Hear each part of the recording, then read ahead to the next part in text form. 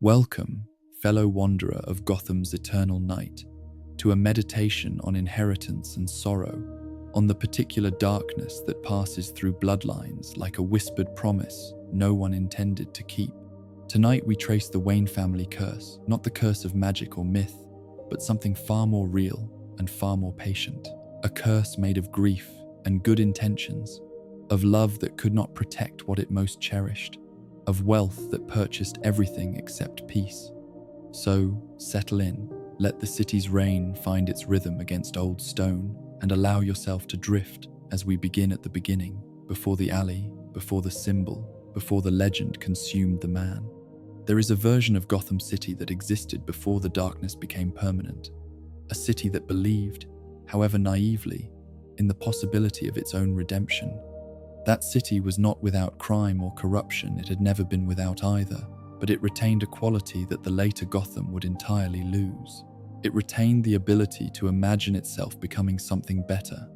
And at the center of that imagining, for several generations, stood a single family whose name was woven into the city's architecture, its hospitals, its charitable foundations, and its collective sense that wealth, properly directed, could function as a kind of civic grace.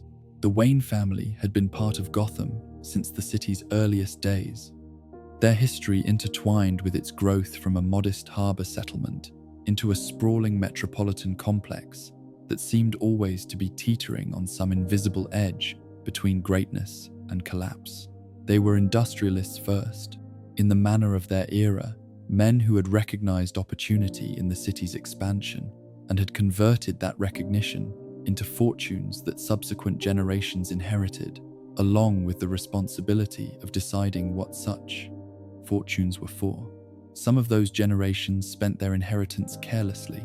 Some spent it wisely but coldly, as a business proposition rather than a moral commitment.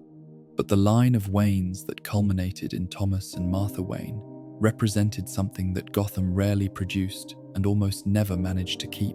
People who possessed both the resources and the genuine desire to make the city around them less terrible than it had always been. Thomas Wayne was a physician before he was a philanthropist, and the distinction mattered enormously to the shape of his character. Medicine had taught him something that inherited wealth alone could never have provided: an intimate familiarity with human suffering in its most concrete and unavoidable forms. He had chosen to practice in Gotham General, rather than retreat to the comfortable privacy of a wealthy clientele who might have paid him 100 times more for a fraction of the difficulty. His patients were the city's poor, its working families, its immigrants, and its addicted, and its simply unlucky. People for whom illness arrived not as an inconvenience, but as a catastrophe capable of destroying everything a lifetime of effort had accumulated. Thomas Wayne sat with these people. He knew their names and their children's names.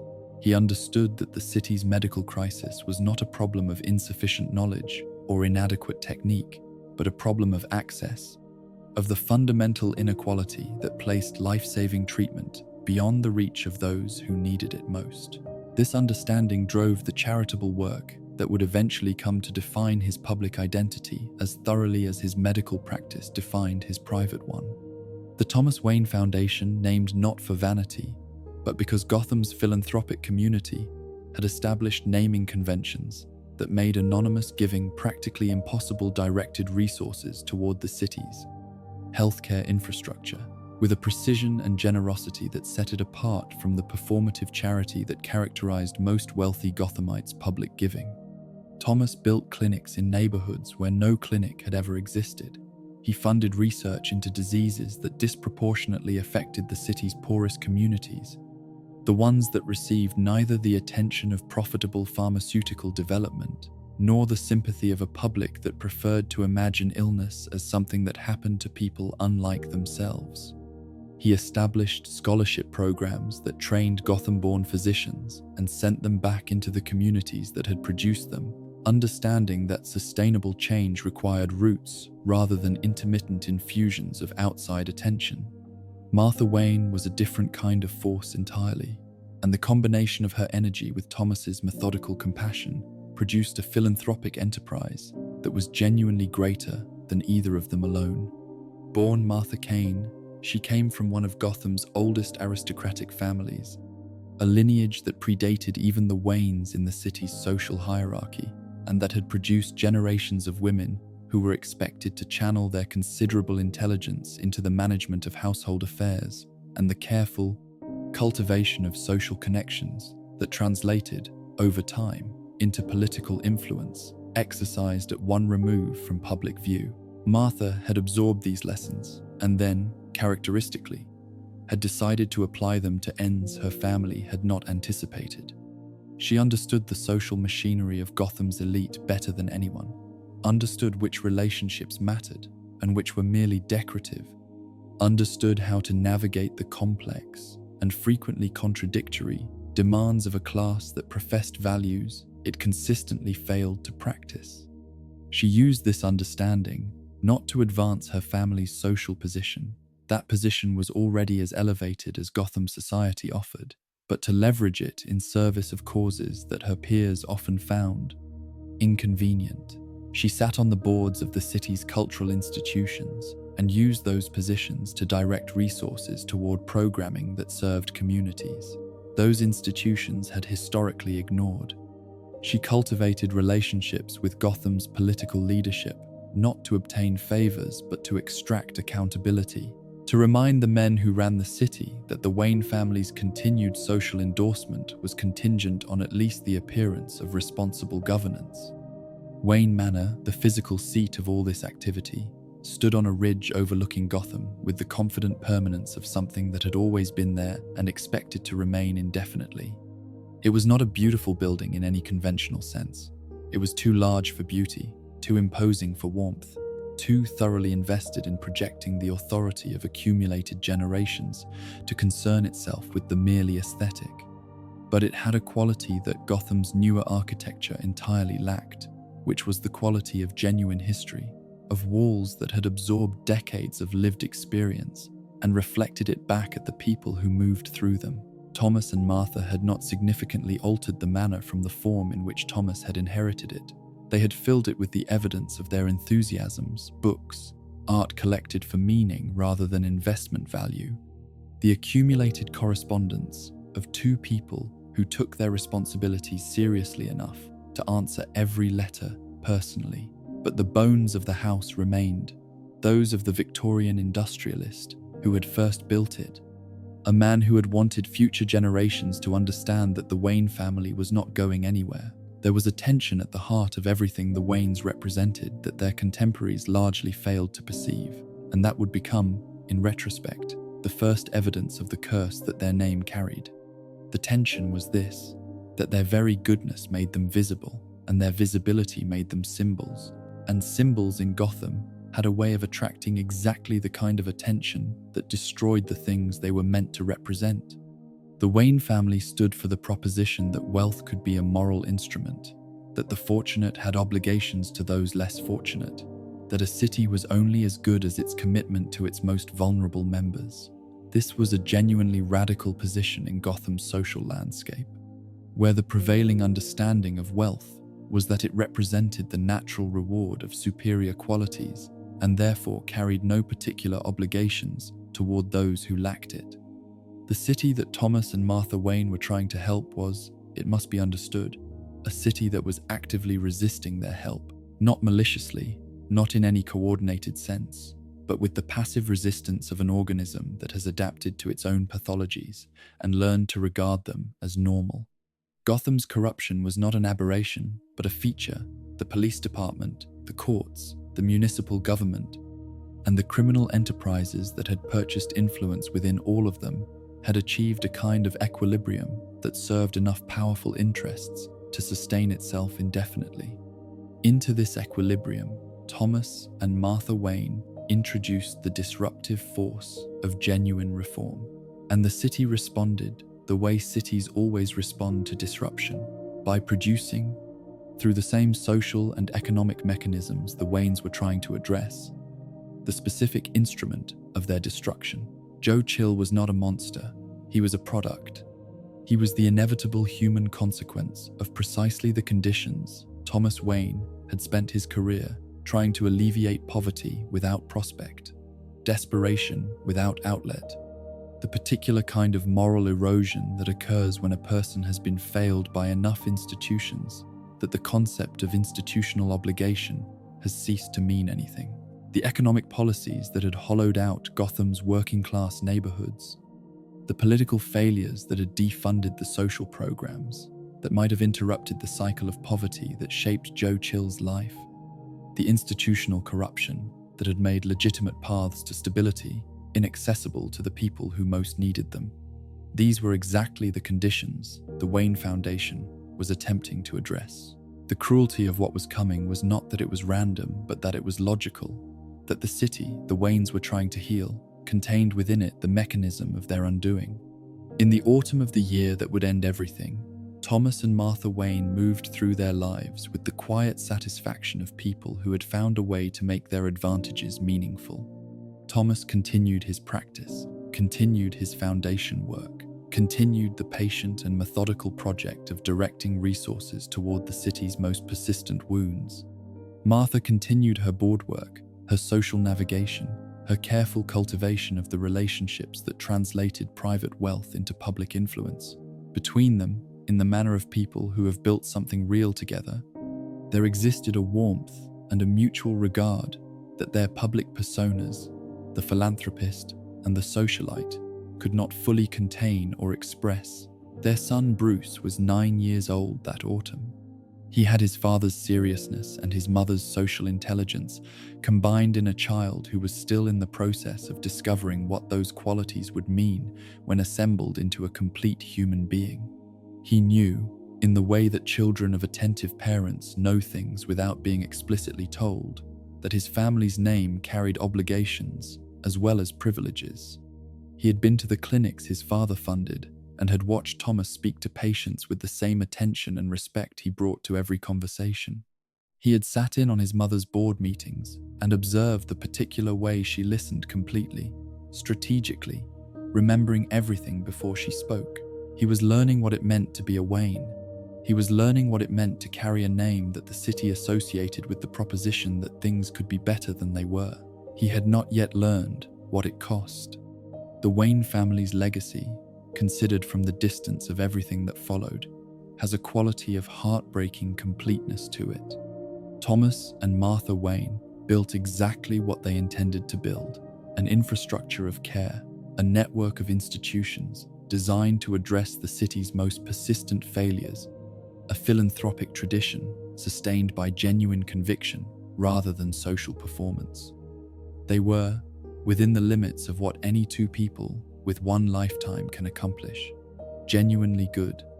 And Gotham, which had always had complicated feelings about goodness, was about to demonstrate once again why the city's history was littered with the consequences of good intentions, meeting a reality that had no particular interest in being improved. The autumn deepened. The leaves turned on the grounds of Wayne Manor. Somewhere in the city's less prosperous districts, a man named Joe Chill was calculating desperate measures against the grinding pressure of circumstances that the Wayne Foundation's programs had not yet reached.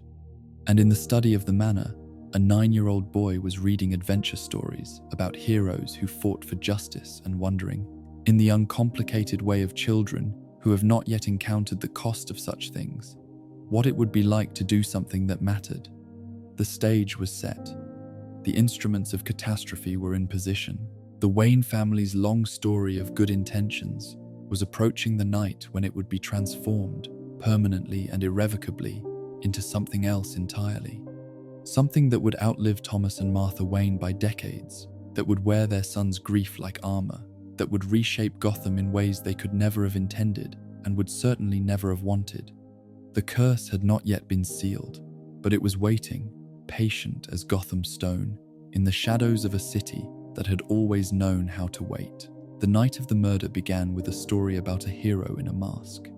This detail matters more than it might initially appear, because the Wayne family's choice of entertainment on that particular October evening was not incidental to what followed, but woven into it, as if the city had arranged the circumstances with a playwright's attention to symbolism. The Mark of Zorro was playing at the Monarch Theatre, a swashbuckling adventure about a wealthy man who concealed his true nature behind a facade of uselessness while secretly fighting injustice in the shadows. Thomas Wayne had suggested the outing in the spirit of the uncomplicated pleasures that busy people seize when they remember to seize them, an evening away from Foundation correspondence and board minutes, and the persistent moral weight of a city that needed more help than any family could provide.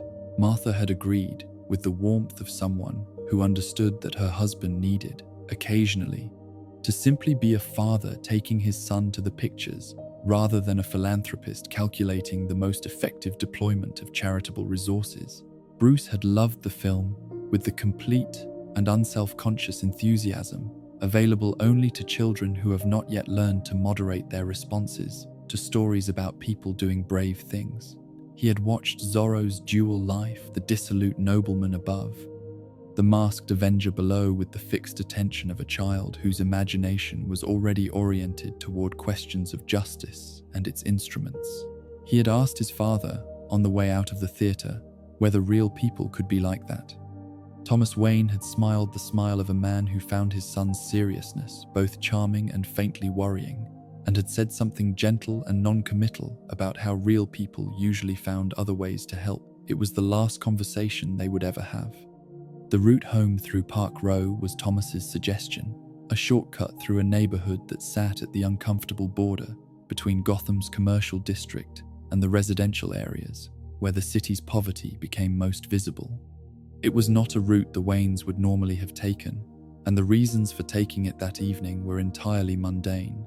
A crowded street elsewhere, a minor navigational decision made without particular thought, the kind of small choice that reveals its significance only in retrospect. Park Row was not, by Gotham standards, an unusually dangerous neighborhood.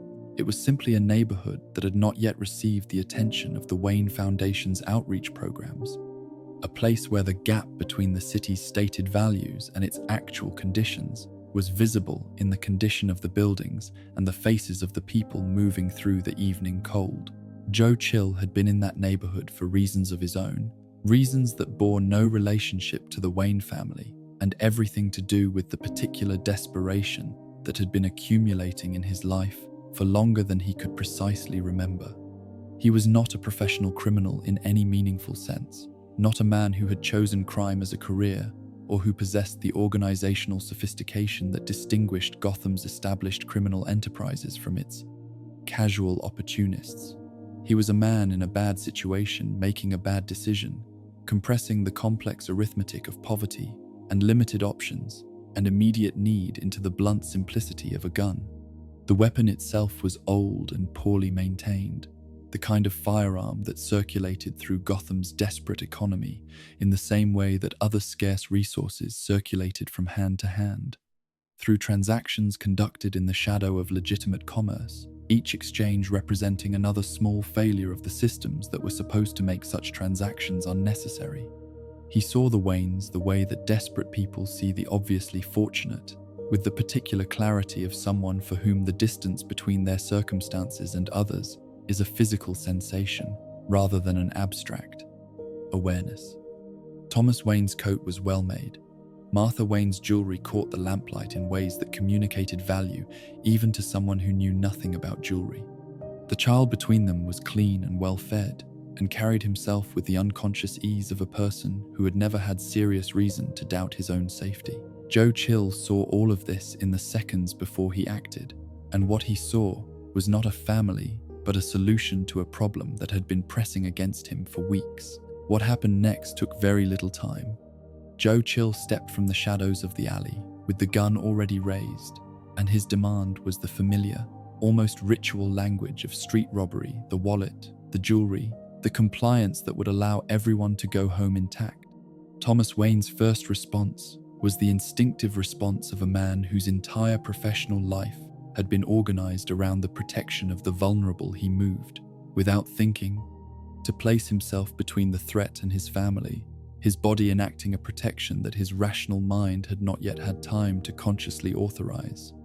It was the same instinct that had driven him into the less comfortable wards of Gotham General when he could have practiced medicine in far more comfortable circumstances, the same orientation towards shielding that had shaped his philanthropic philosophy. In the last moment of his life, Thomas Wayne was exactly who he had always been. The gun fired twice. Martha Wayne died reaching for her husband, and as she fell, the strand of pearls at her throat broke against the pavement and scattered across the wet cobblestones in a slow, spreading arc that Bruce Wayne would carry in his memory with a fidelity that no other image from that night could match.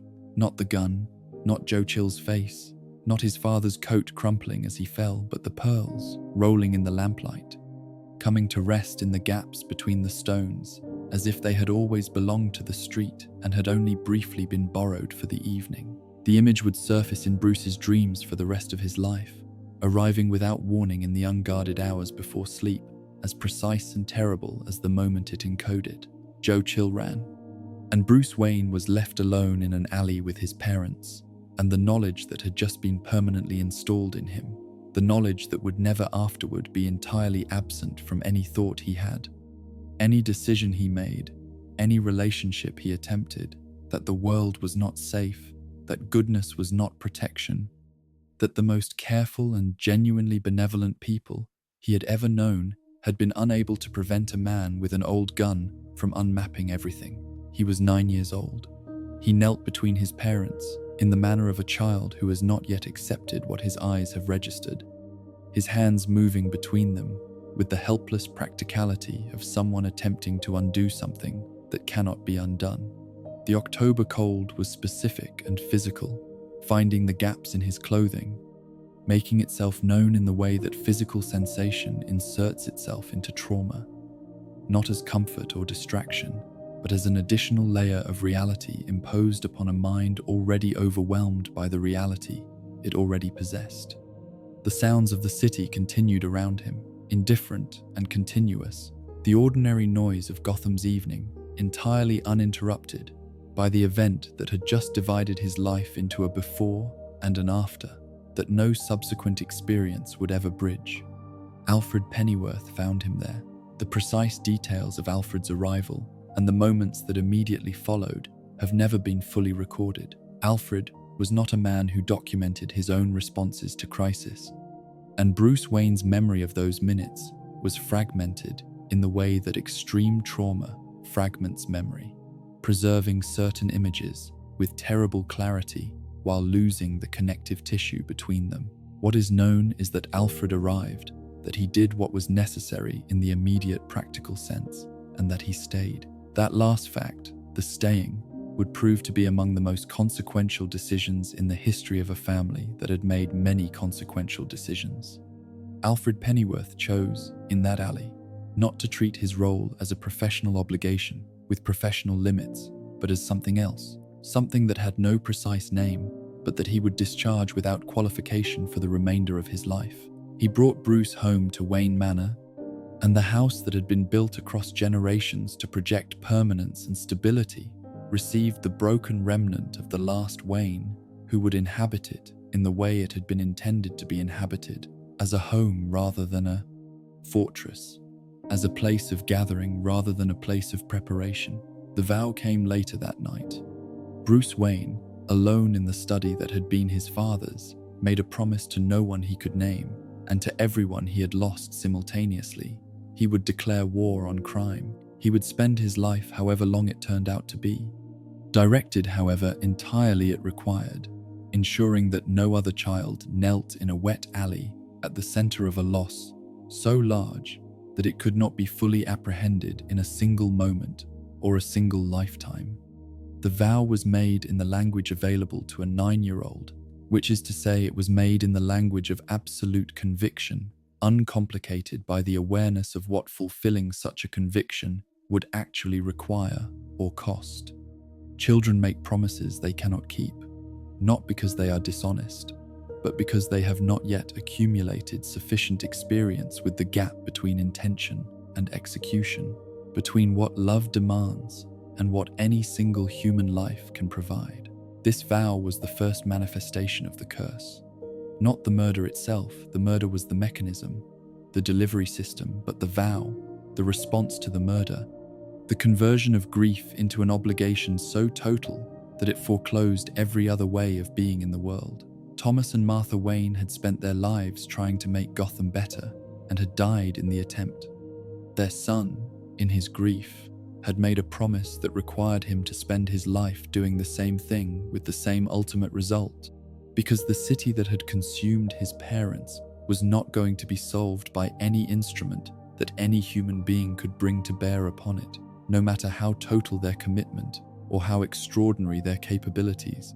Park Row was renamed Crime Alley in the years that followed the Wayne murders, not through any official municipal process, but through the organic mythology of a city that had always been better at naming its failures than addressing them. The neighborhood that had already been struggling declined further, as neighborhoods where famous crimes have occurred often do the association with violence, driving away the investment and attention that might have interrupted the cycle the Waynes had been trying to break. It became one of Gotham's most consistently dangerous areas, a place that the city's more fortunate residents learned to root around without quite knowing why, absorbing through some social osmosis the information that Park Row was not somewhere one went casually. Bruce Wayne, in his adult life as Batman, maintained Crime Alley with a fidelity that could only be called pathological if one were being deliberately clinical about it. He returned there. He ensured, through mechanisms he never publicly explained, that the precise spot where his parents had fallen was preserved, not commemorated with any monument that might invite visitors or draw attention, but simply preserved, held against the city's constant pressure to absorb and repave and rebuild. He would not let the alley heal. He would not let Gotham grow over the wound. Whether this was an act of love or an act of compulsion, whether he was honoring his parents' memory or refusing to release the grief that had made him what he was a question Bruce Wayne himself may never have been able to answer with certainty. The cobblestones where Martha Wayne's pearls had scattered remained, weathered but intact, through decades of the city's careless renovation. They remembered what the city had done to the Wayne family, and they waited, patient as grief always waits, for the night when the last Wayne would finally stop returning to them. Now expand Section 4 into full script with the word count mentioned in the outline. Keep the exact same style and writing rules analyzed earlier. Write only the script text directly, no narrator cues, artifacts, documents, titles, bullet points, or extra formatting. Write numbers as words. 11:59 a.m. Prepared to compose extended narrative script section. Prepared to compose extended narrative script section. The years between the alley and the bat were years of deliberate self-destruction. This is not the language that the legend uses, because legends require a more comfortable vocabulary training, preparation, dedication, the heroic accumulation of capability in service of a noble goal. And those words are not wrong, precisely. Bruce Wayne did train, did prepare, did dedicate himself with a completeness that left no room for anything else. But the more accurate description of what he was doing in those years, the description that captures the psychological truth beneath the heroic surface, is that he was systematically dismantling the person he had been and replacing him with something built to different specifications entirely. He was not becoming more than he had been. He was becoming other than he had been. And the cost of that becoming was everything that the word other implies. All the ways of living in the world that he was not becoming, foreclosed one by one as he pursued with absolute consistency a vow that a 9-year-old had made in a study full of his dead father's books. He left Gotham as a teenager, and the leaving was itself a kind of death. The departure of the last heir of the Wayne family from the city that family had shaped, the abandonment of Wayne Manor to Alfred's careful stewardship, and the patient accumulation of dust in rooms that had been designed for gatherings that would now never occur. Alfred had argued against the departure in the measured, carefully indirect way that Alfred argued against things he believed were mistakes, not confrontationally, not with the force of explicit objection, but with questions and observations that left space for Bruce to reconsider without requiring him to acknowledge that reconsideration as defeat. Bruce had not reconsidered. He understood, with the clarity that grief sometimes provides in place of the wisdom it has destroyed, that Gotham could not teach him what he needed to know, that the city which had produced his parents' killers could not also produce the instrument of its own correction. He needed to go elsewhere. He needed to find people who understood darkness more completely than Gotham's broken institutions ever had. What followed was an education unlike anything the term normally implies, a decade and more of deliberate exposure to the most extreme forms of human capability and human knowledge that the world contained. Bruce studied criminology in Europe, absorbing the academic literature of crime with the focused intensity of someone who understands that knowledge is only as valuable as its application, who is reading not to understand crime as a social phenomenon, but to understand it as a system with exploitable weaknesses. He studied forensic science, chemistry, and toxicology, acquiring the technical vocabulary that would eventually allow him to reconstruct crimes from their physical residue with a precision that Gotham's overworked and under-equipped police department could never match. He learned escapology from practitioners who operated at the margins of legitimate performance, men and women who had spent lifetimes studying the mechanics of confinement and liberation as a professional discipline rather than a survival skill. Each of these disciplines was officially something useful and practically something else. Criminology was officially the academic study of criminal behavior and its social causes. For Bruce Wayne, it was a manual for understanding the mind of the person he intended to spend his life pursuing. Forensic science was officially the application of scientific method to legal investigation. For Bruce Wayne, it was the grammar of a language he intended to become fluent in, the language that crime scenes spoke when examined with sufficient attention. Escapology was officially an entertainment tradition, with roots in vaudeville and stage performance. For Bruce Wayne, it was the study of how captivity worked and how captivity failed, information he would need both when others were trapped and when he was. He traveled to Asia, and the training he undertook there required of him something that his European studies had not the accumulation of knowledge, but the surrender of comfort, the willingness to be not merely challenged, but unmade and remade, according to standards that bore no relationship to the expectations of a Gotham billionaire's heir. He trained in martial arts under masters who were not impressed by his wealth and were not particularly interested in his reasons for seeking their instruction. They were interested only in his willingness to submit to a process that was genuinely painful, genuinely humiliating in the early stages, genuinely demanding of a kind of perseverance that no amount of intellectual preparation could substitute for. Bruce submitted. He submitted with a thoroughness that his teachers found unusual and occasionally troubling, because most students in genuine physical extremity develop, naturally and protectively, some point at which they pull back, some interior limit that the body enforces even when the mind refuses to acknowledge it. Bruce Wayne did not seem to have that limit, or if he had it, he had already located and disabled it during the years of psychological preparation that had preceded his arrival. The training under masters of what the competitor script's narrator called the ways of the shadow warrior encompassed not merely physical technique, but a comprehensive philosophy of conflict, the understanding that fear, properly deployed, was a more effective weapon than any physical capability, that the mind of an opponent was more vulnerable and more decisive than their body, that the most complete victory was the one achieved before physical confrontation became necessary. Bruce absorbed this philosophy with the recognition of someone encountering, for the first time in formal and systematic terms, ideas that his own instincts had already been moving toward. He had known since the alley that fear was the operative force, that what had made his parents vulnerable was not their physical weakness, but their belief that the world was safe, and that what had made Joe Chill powerful in that moment was not his gun, but the terror the gun produced. Understanding fear as a system as something that could be manufactured and directed and deployed with strategic precision, was the intellectual breakthrough that would eventually make Batman possible.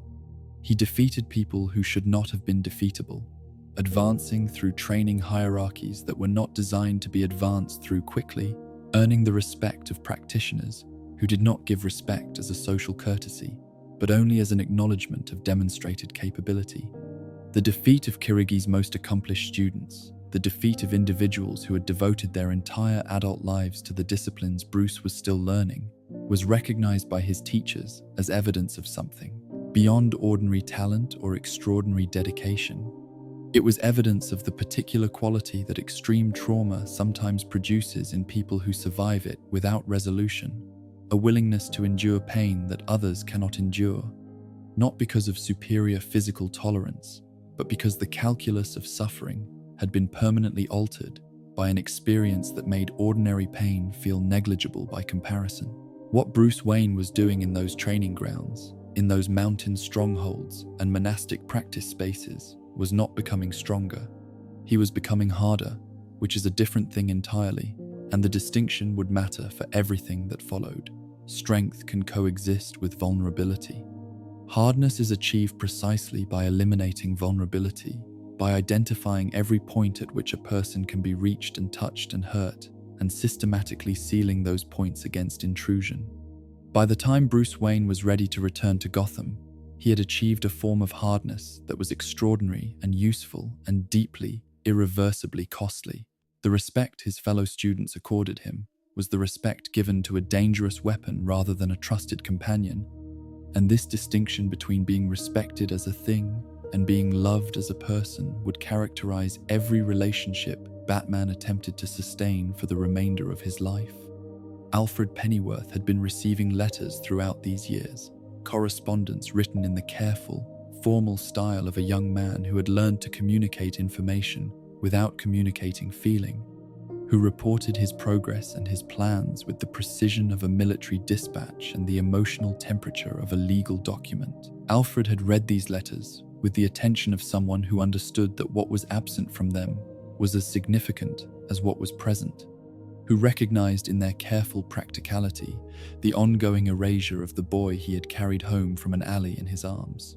He had written back in the way that Alfred did everything thoroughly, with complete commitment to whatever the moment required, sustaining across the years of Bruce's absence the connection that Bruce's letters suggested he was simultaneously maintaining and dismantling. When Bruce Wayne returned to Gotham, Alfred was waiting in the way he had always waited, without drama, without reproach, with the steady domestic competence of a man who understood that the most important things he could do for the person he loved were usually the least spectacular ones. Wayne Manor received its returning heir with the silence of a house that had been maintained in perfect readiness for an occupant who might never return, every room preserved against the possibility of use, every surface attended to with a care that expressed, in the only language Alfred permitted himself, the depth of his investment in Bruce's survival. The bat came through the study window on an evening when Bruce Wayne was sitting at his father's desk, attempting to solve a problem that had been resisting solution since the night he had made his vow. He had accumulated everything a man could accumulate in service of a war on crime: the physical capability, the technical knowledge, the philosophical framework, the financial resources. What he had not yet found was the form. He needed a symbol, something that would project the terror he intended to deploy with the force and specificity that an ordinary man, however capable, could not project on the basis of capability alone. He needed to become something larger than himself, something that existed in the imagination of his enemies before he arrived and persisted there after he left. Something that could not be killed because it was not quite alive in the way that men are alive, and therefore not quite mortal in the way that men are mortal.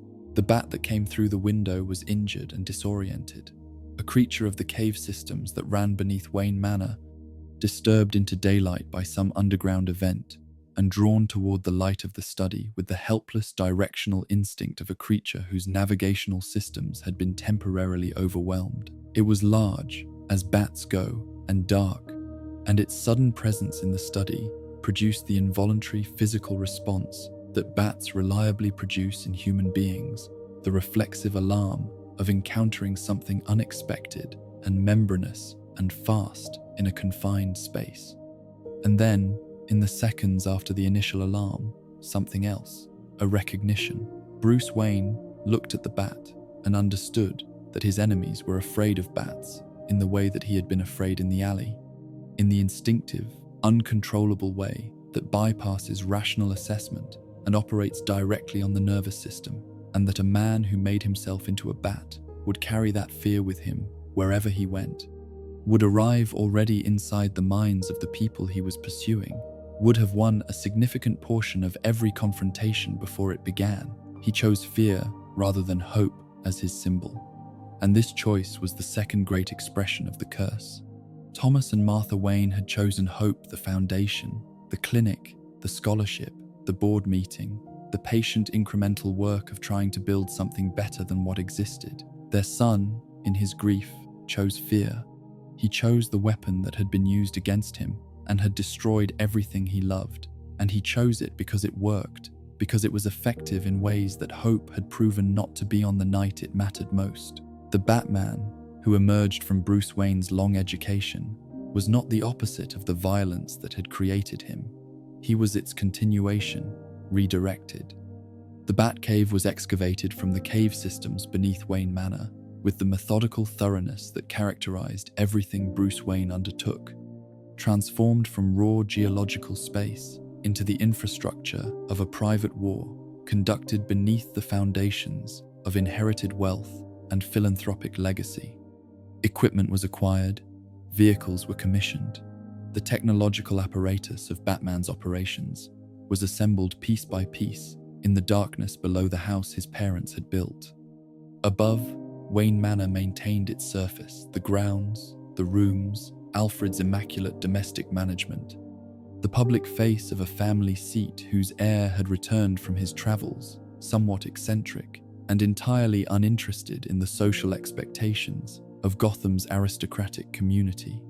Below, something that Gotham had never before encountered was preparing to emerge. The dual identity that Batman required, the playboy billionaire above, the creature of darkness below, was not experienced by Bruce Wayne as a mask and a face, but as a permanent inversion of what those terms implied.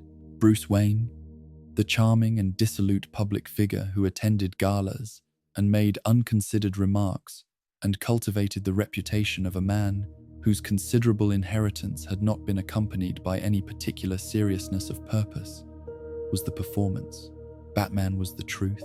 The man who had left Gotham as a grieving teenager and returned as something that fear itself might recognize had not come back to be Bruce Wayne in any meaningful sense. He had come back wearing Bruce Wayne as a costume, the same way a soldier wears civilian clothes when operational necessity requires it convincingly, professionally, and with the permanent awareness that the clothes are not the person. This inversion would prove to be one of the most damaging aspects of the curse as it propagated outward, because it meant that everyone who loved Bruce Wayne loved a performance, and everyone who knew Batman knew a truth that Bruce Wayne could never fully be. The people closest to him would spend their lives navigating the gap between the man they thought they knew and the creature he had actually become, and none of them would ever fully cross it, because Bruce himself had sealed the crossing from the inside.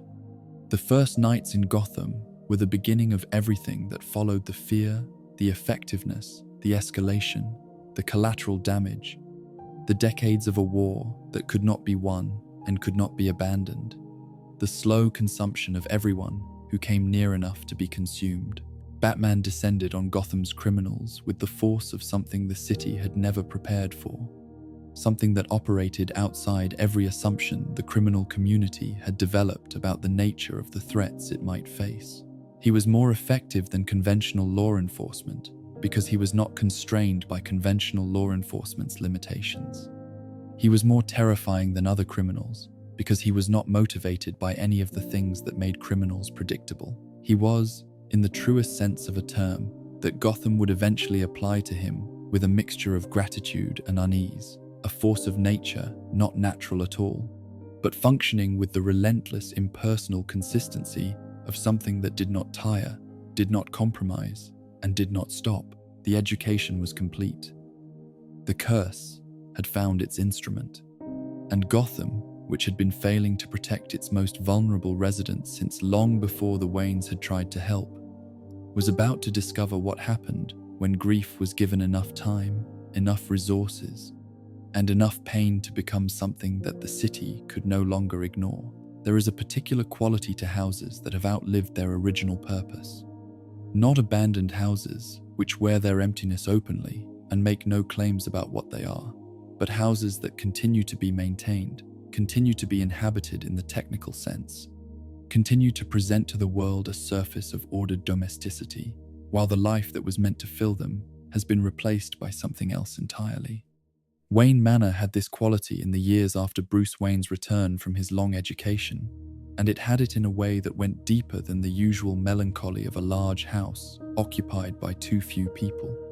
It had the quality of a very convincing performance of itself, every room arranged as Thomas and Martha Wayne might have arranged it, every surface attended to with Alfred's meticulous care, every outward indication suggesting that the house was what it had always been, while the truth of what it had become existed in the darkness directly beneath its foundations.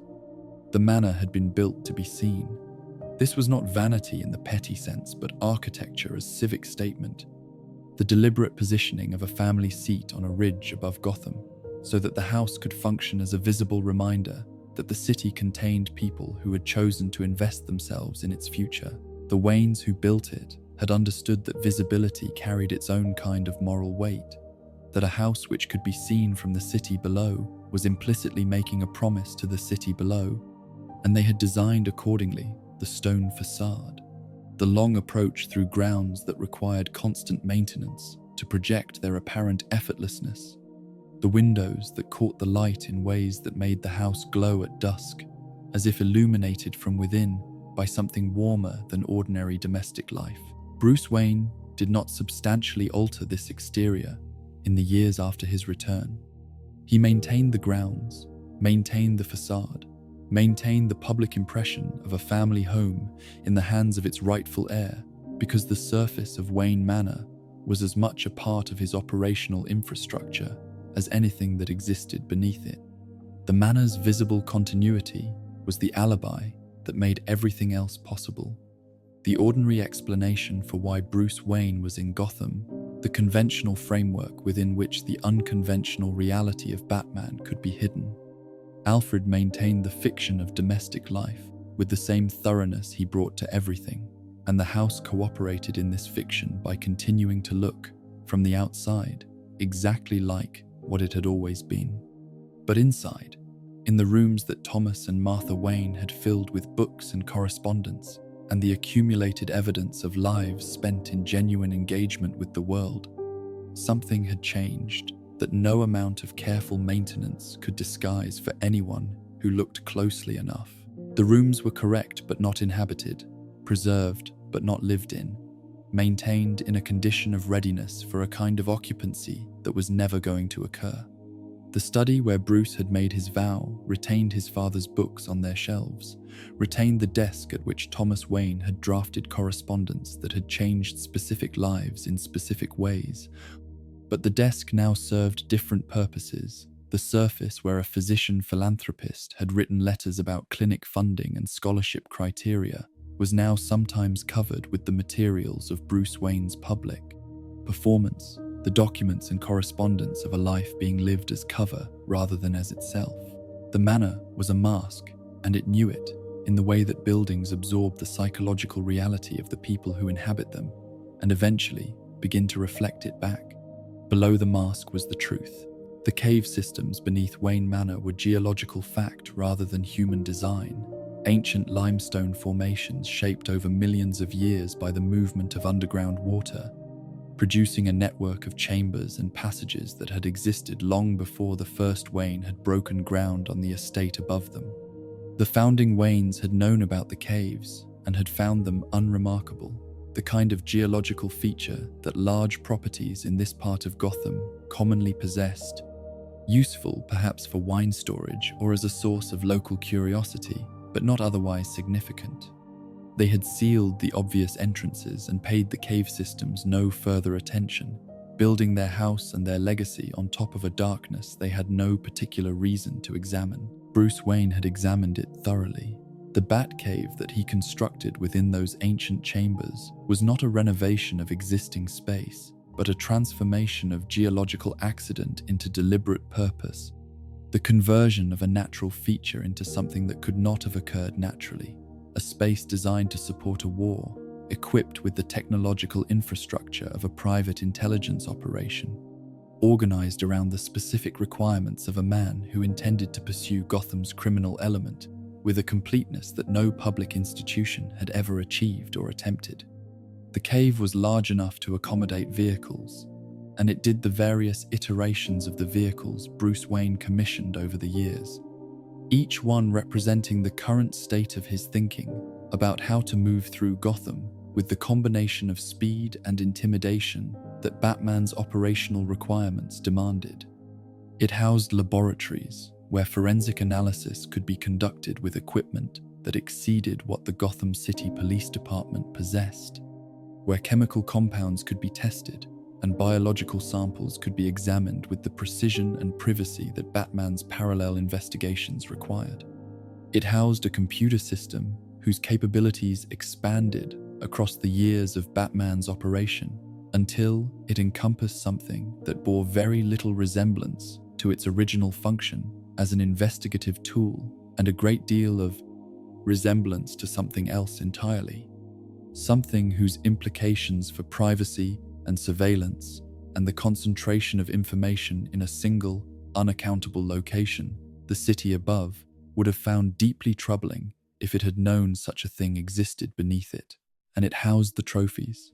The trophy cases that lined certain areas of the cave were perhaps the most psychologically revealing feature of the entire space, more revealing even than the operational equipment or the computer systems or the vehicles, because they were entirely unnecessary from a practical standpoint and entirely necessary from a psychological one. Batman did not need to keep the giant mechanical penny. He did not need to preserve the animatronic dinosaur or the card from one of the Joker's earliest and most devastating crimes, or the dozens of other artifacts from the most dangerous cases of his career, displayed in a space that no one but he and Alfred ever visited. These objects served no operational purpose. They were not reference materials. They were not tools. They were wounds that had been mounted and lit. The trophies were the physical expression of Batman's most fundamental psychological characteristic, his inability to release the past, his compulsion to preserve every significant hurt in a form that could be returned to and examined and maintained in a condition of permanent freshness. The penny from the Penny Plunderer's scheme, the dinosaur from Dinosaur Island, the Joker card kept in a case, as if it were a museum piece of incalculable value. Each of these objects represented a case in which Batman had been tested by something dangerous and had survived, and each of them was preserved not as a celebration of survival, but as a reminder of what survival had cost. They were the cave's equivalent of the cobblestones in Crime Alley, preserved against healing, maintained in their original condition against the city's natural tendency to absorb and repave and move forward. Alfred Pennyworth moved through both spaces, the manor above and the cave below, with the equanimity of a man who had long since made his peace with the duality he was asked to sustain. His daily life encompassed the full range of what the situation required, from the preparation of meals in the manor's kitchen to the maintenance of equipment in the cave, from the management of Bruce Wayne's social correspondence to the treatment of Batman's injuries, from the careful cultivation of the manor's public face to the equally careful concealment of everything that the public face was concealing. He performed all of these functions without complaint and without visible strain, because Alfred's particular form of love expressed itself through service so complete that it left no room for the acknowledgement of its own cost. But Alfred understood, with the clarity of someone who had watched the transformation from the beginning, exactly what it was that his devotion was sustaining. He had the medical training to know what Batman's physical life was doing to Bruce Wayne's body. He had the emotional intelligence to understand what Batman's psychological life was doing to whatever remained of Bruce Wayne's interior world. He had the moral sophistication to recognize that his own role in the enterprise was not simply that of a loyal retainer performing his duties, but that of a man who had made a choice, the choice to enable a particular kind of human being to continue existing and operating, and that this choice carried its own weight of responsibility for everything that existence and operation produced. He made that choice every day, with full awareness and without reservation, because the alternative was abandoning a boy he had carried home from an alley in his arms. And Alfred Pennyworth did not abandon people. Wayne Enterprises operated in the world above, with the surface appearance of a conventional corporate entity, Gotham's largest private employer, a diversified conglomerate with interests in technology, healthcare, defense contracting, and real estate, a company that had been founded on the industrial ambitions of previous Wayne generations and had grown under the management of professional executives and a largely absent hereditary chairman into something that dwarfed the original enterprise in scale, while retaining very little of its founder's character. The company funded the Wayne Foundation, which continued the charitable work that Thomas and Martha Wayne had established, continuing to direct resources toward the city's healthcare infrastructure and educational programs and community development initiatives. This continuation was genuine rather than merely cosmetic. Bruce Wayne had ensured that the Foundation's operations remained substantively committed to his parents' vision, that the philanthropic legacy was not simply maintained as a public relations convenience, but actually carried forward in ways that continued to affect specific lives in specific ways. But Wayne Enterprises also funded Batman.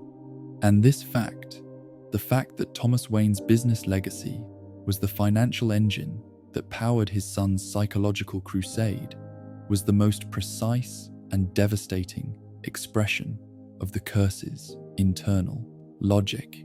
Thomas Wayne had built his fortune into an instrument of healing, had directed its resources toward clinics and scholarships and research programs designed to address the conditions that produced crime and suffering in Gotham's most vulnerable communities. His son had inherited that fortune and had directed it with equal commitment and equal sincerity toward a war against the symptoms of precisely those conditions rather than the conditions themselves. The same money, flowing in different directions, expressing two fundamentally different beliefs about how a broken city might be repaired, and between those two beliefs, the distance of a single night in an alley, the distance between a father's vision and a son's grief. Wayne Manor stood above all of it, looking over Gotham with the patient permanence of old stone. The city below went about its complicated business, its crimes and its recoveries, its failures and its occasional, fragile successes. In the Manor's public rooms, Alfred maintained the fiction of domestic normalcy with his usual thoroughness. And in the cave beneath, in the dark below the foundations of everything the Wayne family had built and believed and sacrificed, the instruments of a war that could not be won waited in the silence for the night's work to begin. The curse had found its home, and the home had two faces as the curse required. One that could be seen from the city, and one that could not be seen at all. The Wayne family's connection to Arkham Asylum was older than Bruce Wayne's war, older than his parents' murders, older even than the particular expression of Gotham's dysfunction that had placed a grieving child in a study full of his dead father's books. It reached back to the generation before Thomas Wayne, to a time when the Wayne philanthropic tradition was still primarily concerned with the physical infrastructure of the city, hospitals and schools, and the civic architecture of a community that believed, in those more optimistic decades, that the right buildings in the right places could create the conditions for human flourishing. The Waynes had given generously to the Elizabeth Arkham Asylum for the criminally insane in those early years, not because they had any particular connection to its mission, but because it represented precisely the kind of institution that their philanthropic philosophy identified as worthy a place attempting to address a genuine human need that the city's other institutions were failing to meet, operating on the progressive premise that madness could be understood and perhaps healed rather than simply contained. That the institution bore the Arkham name rather than the Wayne name was a matter of historical accident, the consequence of which family had founded it versus which families had subsequently supported it. But the Wayne family's financial contributions to Arkham's early development were substantial, and the connection between the two families, one defined by wealth and good intentions, the other by the particular darkness that its founder had both studied and embodied, was woven into the asylum's earliest years with the thoroughness of something that had been there from the beginning. Amadeus Arkham had been, in the early years of his career, genuinely remarkable. This fact is important to establish before examining what he became, because the distance between what he began as and what he ended as is the distance that makes his story instructive rather than merely terrible. He had trained as a psychiatrist in an era when psychiatry was still establishing its legitimacy as a medical discipline, when the dominant approaches to mental illness oscillated between the brutally custodial and the speculatively theoretical, when a physician who believed that the troubled mind deserved the same careful, compassionate attention as the troubled body was operating at the progressive edge of his profession rather than within its comfortable consensus. His early work had produced genuine results, patients whose conditions improved under his care, families reunited with loved ones whom the asylum's methods had helped rather than harmed, a reputation that attracted colleagues who shared his conviction that the institutional treatment of mental illness could be something other than a long and medically dignified form of abandonment. The asylum he founded expressed his philosophy in its architecture, which was itself an expression of a philosophy that believed the physical environment in which healing occurred was not incidental to that healing, but constitutive of it. The Gothic revival buildings he commissioned were intended to evoke the monastic tradition, places where troubled souls had historically found sanctuary, where the grandeur of stone and the rhythm of institutional life had provided a framework within which interior chaos might gradually be ordered.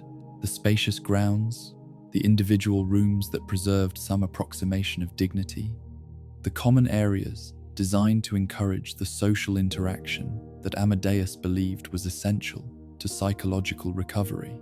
All of it reflected a genuine and carefully considered vision of what an institution devoted to healing the human mind should look and feel and function like. But Amadeus Arkham carried within himself the precise vulnerability that his professional mission exposed most completely. His mother, Constance Arkham, had suffered from severe mental illness throughout his childhood. Her deterioration, a constant and formative presence in the household in which he developed both his compassion for the troubled mind and his deep familiarity with the specific texture of living alongside someone whose grasp on shared reality was intermittent and unreliable. He had cared for her with the devotion of a son who understood that love and helplessness were not mutually exclusive, who had learned early that caring for someone did not guarantee the ability to protect them from the illness that was consuming them. When her condition reached the point where she was suffering continuously and without prospect of relief, Amadeus had done the thing that no psychiatric ethics code of the era had prepared him to do, and that his own professional training had not equipped him to analyze with the clinical distance that might have produced a different decision.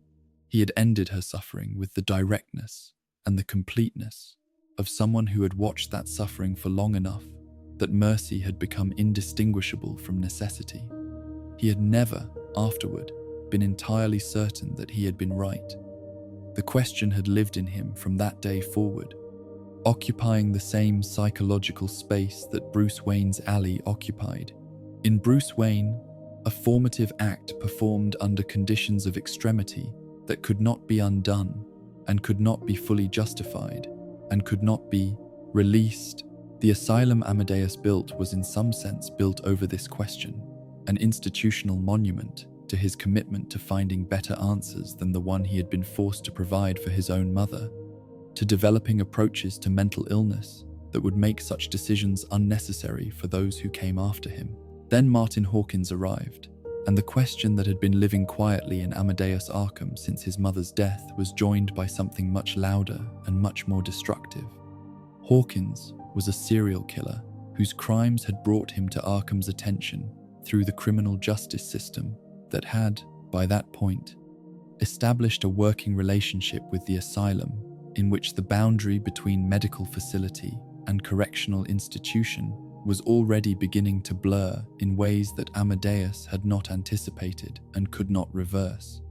Hawkins was dangerous in the specific, methodical way that made him both a genuine threat and an irresistible professional subject, a man whose violence was organized by an interior logic that Amadeus believed, with the genuine intellectual conviction of a dedicated scientist, that he could understand if given sufficient access and sufficient time. He had accepted Hawkins into his care over the reservations of colleagues who found his confidence in his own therapeutic abilities insufficiently tempered by awareness of his own vulnerability. While Hawkins was in Amadeus Arkham's care, he murdered Amadeus's wife and daughter. The event was not an escape followed by external violence, but something that occurred within the space of the asylum's own operations, within the therapeutic relationship that Amadeus had constructed and trusted and devoted himself to. It was a violation so complete and so precisely targeted that its effects on Amadeus went beyond grief into something that restructured the fundamental architecture of his psychological reality. He had built an institution to demonstrate that understanding and compassion could prevail over darkness. The darkness had entered his institution, worn the face of a patient, accepted his care, and destroyed the people he loved most in the world.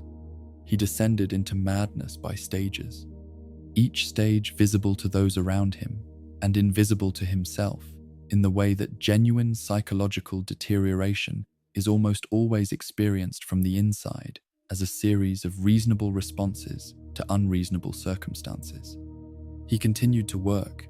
He continued to treat patients, to manage the asylum's operations, to present to the institution's board and benefactors, including the Wayne family representatives, who continued to attend the oversight meetings. His foundation required the face of a professional who had survived tragedy and returned to purpose. But the therapeutic relationship that had defined his professional identity had been permanently corrupted. The trust that his methods required, the openness to genuine connection between physician and patient that he had always believed was the mechanism through which healing occurred, had been transformed by Hawkins into the specific vector of his greatest loss. He could not treat patients without understanding, somewhere beneath the professional surface, that the openness he was extending might be the same openness through which the next catastrophe would arrive. He eventually committed himself to the institution he had founded, the logic of his trajectory arriving at its destination with the particular inevitability of conclusions that have been approaching for a long time. The asylum swallowed its creator in the way that Gotham had a long habit of swallowing the people who tried hardest to improve it, not through malice, but through the systematic operation of forces too large and too deeply embedded to be redirected by individual commitment, however extraordinary. The physical deterioration of the asylum in the decades that followed Amadeus's death mirrored with uncomfortable precision the moral deterioration of its institutional mission. The Gothic revival buildings that had been designed to evoke sanctuary became, through decades of deferred maintenance and budgetary compromise, and the gradual replacement of therapeutic ambition with custodial convenience, something that evoked its architectural reference more completely than Amadeus had ever intended, not the monastery's peaceful ordering of troubled souls, but the dungeon's efficient containment of inconvenient ones. The elegant stonework crumbled in ways that the institution's increasingly distracted administration could not find resources to address. The individual rooms that had been designed to preserve patient dignity became cells that preserved patient compliance. The grounds where Amadeus had believed that the restorative power of nature might supplement clinical treatment became exercise yards, then security perimeters, then simply the space between the institution's various buildings across which staff moved, with the purposeful urgency of people whose primary concern was the management of threat rather than the promotion of recovery. Batman changed the asylum in ways that went beyond accelerating its existing decay, and understanding how requires understanding what Arkham was before Batman made it into something else. Before Batman, Arkham housed Gotham's most severely mentally ill criminal offenders, dangerous people, certainly, people whose conditions made them genuinely threatening to themselves and to others, but people whose dangerousness was still within the range of what the institution's original design had, however inadequately, been meant to address. After Batman, Arkham became the designated repository for a category of criminal that had not previously existed in Gotham or anywhere else, the supervillain, the figure whose particular combination of extraordinary capability and extreme psychology placed them entirely outside any framework the asylum had been built to contain. The revolving door that Batman's existence created at Arkham's entrance was not a design failure of the institution, but a structural consequence of Batman's methodology. He captured rather than killed, returned his enemies to an institution whose repeated failures to genuinely treat and rehabilitate them were as certain and as regular as the seasons, and then encountered them again when they escaped or were released into a city that had not been made safer by their temporary absence. The asylum's inability to treat the Joker, or Harvey Dent, or Jonathan Crane, was not a medical failure in any straightforward sense. It was the institutional expression of the same impossibility that characterized Batman's entire enterprise, the impossibility of healing wounds that the city's conditions continuously reopened. And here, the Wayne curse revealed one of its most precise and devastating internal symmetries. Thomas Wayne had built hospitals to heal Gotham. He had understood that the city's suffering was not incidental to its social and economic conditions, but produced by them, and he had directed resources toward the infrastructure of healing as his chosen response to that understanding. His son had inherited those hospitals, had continued to fund them through the Wayne Foundation with the same genuine commitment that had motivated their original construction, and had also, through the operation of his war on crime, filled Arkham specifically, filled the very institution his family had helped to establish and had continued to support, with minds shattered beyond the reach of any healing those institutions could provide. The Wayne family had built a place to make broken people whole. The Wayne family's last heir had broken people in ways that made wholeness impossible, and had sent them to that same place, and had then continued funding the place's operation across the decades of a cycle that served everyone's institutional needs and nobody's healing. The asylum that Amadeus Arkham had founded to demonstrate that compassion could prevail over darkness had become, under the long shadow of the Wayne family curse, the most complete evidence available that it could not. The Gothic stones that were meant to evoke sanctuary had learned, through long institutional experience, to evoke something else. And somewhere in the city above, in the manor built by the same family that had helped fund those stones, the curse continued its patient work of converting good intentions into their most painful possible consequences. There is a theory about Batman that Gotham's criminologists debated in whispered terms for decades, because stating it plainly required a kind of intellectual courage that the city's academic and legal communities rarely found convenient to exercise. The theory was this: that Batman did not simply attract Gotham's villains the way that light attracts certain insects, passively and without responsibility for what arrives, that Batman created them, that the specific quality of darkness he introduced into the city's criminal ecosystem produced, through a process as reliable and as merciless as any natural law, a corresponding escalation in the darkness that opposed him.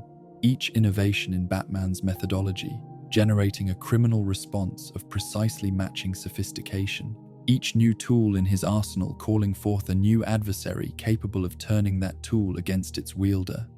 This theory was uncomfortable for the people whose safety depended on believing that Batman's war on crime was making Gotham safer rather than making it more dangerous in more elaborate ways.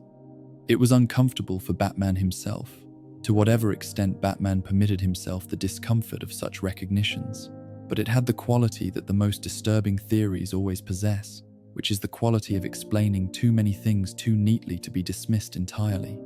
The rogues gallery that accumulated across the decades of Bruce Wayne's crusade was not a random sampling of the criminal population. It was a curated collection of adversaries who had been, in almost every case, shaped by the same forces that had shaped Batman: grief, love, principle. Intelligence turned toward destruction by circumstances that a different city might have addressed before they became irreversible. They were, most of them, comprehensible. They had begun as something recognizable, and then Gotham had happened to them, and Batman had happened to them, and they had become the things they became. Harvey Dent had been Bruce Wayne's closest ally in Gotham's legitimate power structure. The district attorney, whose commitment to prosecuting the city's criminal networks through legal means represented the version of justice that Bruce Wayne's public persona was supposed to believe in, and that Batman's private operations systematically undermined by necessity. Harvey was brilliant and driven in ways that made him genuinely effective rather than merely ambitious. A man who had entered public service with the rarest combination of capabilities: the legal intelligence to build cases that survived scrutiny, and the personal integrity to build them honestly. He believed in Gotham with the specific, clear-eyed conviction of someone who knew exactly how broken the city was and had chosen to work within its broken systems anyway, because the alternative was abandoning the people. Those systems were failing. Bruce Wayne had recognized in Harvey Dent something he could not allow himself: to be a man fighting the same war through means that did not require the destruction of everything ordinary about a human life. Their friendship was genuine in the constrained way that Bruce Wayne's friendships were always genuine, which is to say that Harvey received more of Bruce's actual regard than almost anyone else in the world, above the cave, while still receiving less than he deserved, less than a man of his quality and commitment had earned through the sustained courage of his public service. Bruce cared about Harvey Dent in the specific way that the curse permitted him to care about people protectively, with a fierce investment in their survival and success, and with the characteristic inability to offer the kind of unguarded intimacy that genuine friendship required in return. When the acid found Harvey Dent's face thrown by a defendant whose criminal connections had proved more extensive than the district attorney's office had anticipated, in a courtroom where justice was supposed to be the organizing principle and turned out to be merely a backdrop for the city's more durable arrangements, it did not simply disfigure him. It reached through the physical injury into the precise psychological fault line that had always existed beneath Harvey's polished competence. The duality that had always lived in him, the tension between the man who believed in order and the man who had seen enough of Gotham's disorder to understand its appeal, was given a face, literally given a face, by the crime that should have been prevented and was not. Two-Face emerged from Harvey Dent the way that Batman had emerged from Bruce Wayne through trauma, through the intervention of a city that consumed its best people with the same indifference with which it consumed its worst ones. Bruce Wayne's friendship had not been enough to protect Harvey Dent. This fact lodged in the cave's accumulated record of the curse's consequences with the quiet, specific weight of evidence that accumulates over time into a conclusion no one wants to reach. The man who was supposed to complement Batman's war with the legitimacy of legal process had become instead another casualty of the city they had both tried to save, another wound that the Wayne curse could not prevent and could not heal. Oswald Cobblepot had never required Batman's existence to become the Penguin, because the Penguin was in some sense the most honest version of what old Gotham money looked like when stripped of the philanthropic ambitions that had made the Wayne family unusual rather than typical. He came from a family whose aristocratic pretensions had not been accompanied by the Wayne family's genuine commitment to using inherited wealth as a moral instrument, whose social position had declined across generations in ways that Oswald's particular combination of social ambition and criminal pragmatism had found a solution to. He was a dark mirror held up to everything the Wayne family represented, proof that the same social and economic conditions that had produced Thomas and Martha Wayne's genuine benevolence could just as easily produce something that wore the costume of respectability while conducting underneath it the business of predation. He understood Gotham's social hierarchies with the intimate knowledge of someone who had been born near their top and had watched himself slide, and had decided that the sliding was something he would address through means the city's legitimate institutions would not provide. The League of Shadows arrived in Bruce Wayne's life in the form of Ra's al Ghul, a man who had been studying the problem of human civilization's relationship to its own destructive tendencies for longer than any ordinary human lifespan could account for, whose longevity through the Lazarus pits had provided him with the historical perspective that made his conclusions about Gotham feel less like criminal ideology and more like reluctant diagnosis. Raz had seen cities like Gotham before. He had seen what they became when the decay reached sufficient depth, and he had developed, across his centuries of observation, the particular philosophy of radical intervention that made him simultaneously the most comprehensible and the most dangerous adversary Bruce Wayne would ever face comprehensible, because his analysis of Gotham's sickness was not wrong, dangerous, because his prescription was mass death. Raz had sought Bruce Wayne as a successor, and this fact was among the most revealing in the entire history of the Wayne Curse's operation. The founder of an organization dedicated to the destruction of cities as the only honest response to their irredeemable corruption had looked at Bruce Wayne and had seen in him not an obstacle, but an heir. He had recognized in Batman's methodology the willingness to operate outside ordinary moral constraints, the conviction that extreme circumstances justified extreme measures, the fundamental belief that conventional approaches to Gotham's problems were inadequate, the same philosophical foundation on which the League of Shadows was built, differing only in the matter of degree. Batman refused to kill. Raz found this distinction ultimately trivial, a temperamental preference rather than a moral principle, the kind of scruple that time and sufficient exposure to Gotham's intractability would eventually erode. Talia al Ghul complicated this dynamic in ways that the Wayne Curse processed with its characteristic efficiency, which is to say, by converting a possibility of genuine human connection into another expression of the curse's essential logic. Bruce Wayne loved Talia in the way that the curse permitted him to love anyone with profound intensity and with the permanent reservation of the part of himself that had decided, in his father's study on the night of the vow, that he belonged entirely to the war. Talia loved Bruce with the particular complexity of someone who understood exactly what he was and wanted it to be different without being willing to pretend that it was. Between them existed something real enough to matter and damaged enough by its own circumstances to never become what it might have been under different conditions. The curse absorbed this too, added it to its collection of genuine things destroyed in service of an absolute commitment, and moved on. Victor Fries had been a scientist before desperation converted him into something the city's criminal taxonomy struggled to classify. His wife Nora suffered from a degenerative condition that conventional medicine could not address, and the cryogenic research he pursued in response to this fact was genuinely innovative work that might, under different conditions, have produced therapeutic applications that would have brought him the recognition and resources his desperate situation required. But the urgency of Nora's condition made him impatient with the deliberate pace of legitimate scientific inquiry, made him willing to take risks with research protocols and institutional relationships that the slower, more careful version of himself would never have taken. He was, before the accident that transformed him into Mr. Freeze, simply a man who loved his wife too much to accept the pace at which the world was moving to save her. The accident that altered his physiology was the inevitable consequence of desperation combined with insufficient caution. A laboratory incident whose precise mechanics mattered far less than what it represented. The moment when a man who had begun with the purest possible motivation crossed the threshold beyond which the methods required to achieve his goal had become indistinguishable from the goal itself. Victor Fries had started trying to save Nora. He ended up becoming something cold enough to threaten everyone around him in pursuit of that salvation.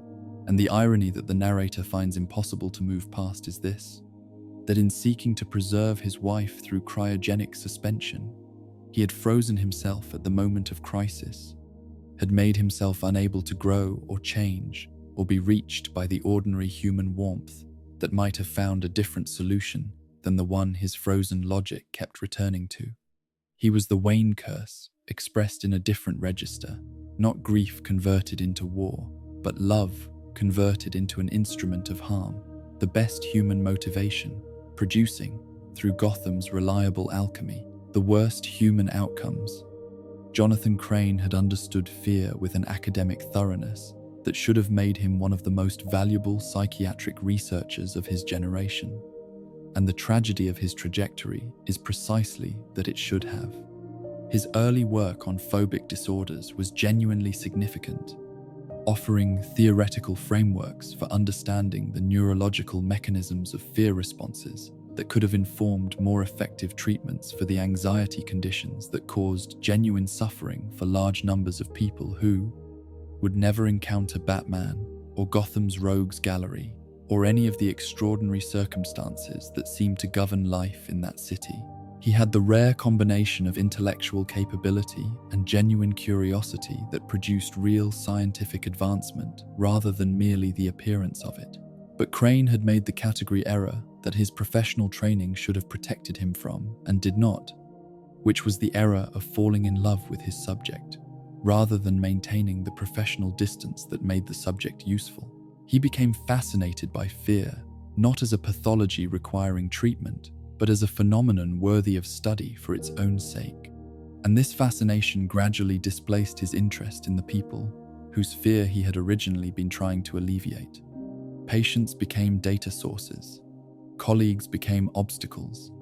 The chemical compounds he developed, which were genuine pharmaceutical achievements reflecting years of sophisticated research, were redirected from therapeutic to weaponized applications with a smoothness that should have alarmed the institutional oversight mechanisms responsible for ensuring that the tools of medicine were not converted into the tools of harm, and would have alarmed them if those mechanisms had been functioning with anything approaching the diligence their mandate required. The scarecrow that emerged from Jonathan Crane's transformation was, like Batman himself, a figure who wielded fear as his primary instrument. The parallel was not lost on either of them, and it produced in their confrontations a quality that the other villain-hero conflicts lacked, the quality of a genuine philosophical argument conducted through violence. Two people who had arrived at the same conclusion about fear's fundamental efficacy through entirely different routes, and had drawn from that shared conclusion irreconcilable moral inferences. Batman used fear to protect the innocent. Crane used it to prove a thesis about the primacy of fear in all human organization, about civilization as a thin consensus, maintained by the threat of consequences, rather than by any genuine shared commitment to the values it claimed to represent. The thesis was not entirely wrong. This was, perhaps, the most troubling thing about it. The pattern that emerged from this accumulated gallery of adversaries was too consistent to be coincidental and too painful to be examined directly for very long. Almost every significant villain in Batman's world had begun as a comprehensible human being, a friend, a scientist, a lawyer, a grieving husband, a man trying to save his city by other means. Almost every one of them had been converted by the specific chemistry of Gotham's conditions and Batman's war into something that the original person would not have recognized and would not have chosen. The curse did not stop at the Wayne family line. It spread through contact, through proximity, through the operation of a city that had learned across generations to convert its best impulses into its worst consequences. And Batman, the instrument the curse had produced, moved through this gallery of the transformed, with the relentless consistency of someone who had never allowed himself to fully understand what his own existence was costing the world he was trying to protect. There is a particular cruelty in the way that the Wayne curse treated children. Not a deliberate cruelty, not the cruelty of intention or design, but the cruelty that belongs to forces too large and too old to notice the specific damage they cause in specific people at specific moments. The cruelty of a tide that does not consider what it carries away when it recedes. The curse needed instruments. It needed people willing to stand close enough to the darkness to be useful to it, willing to absorb the risks that Batman's war distributed across everyone who operated within its orbit.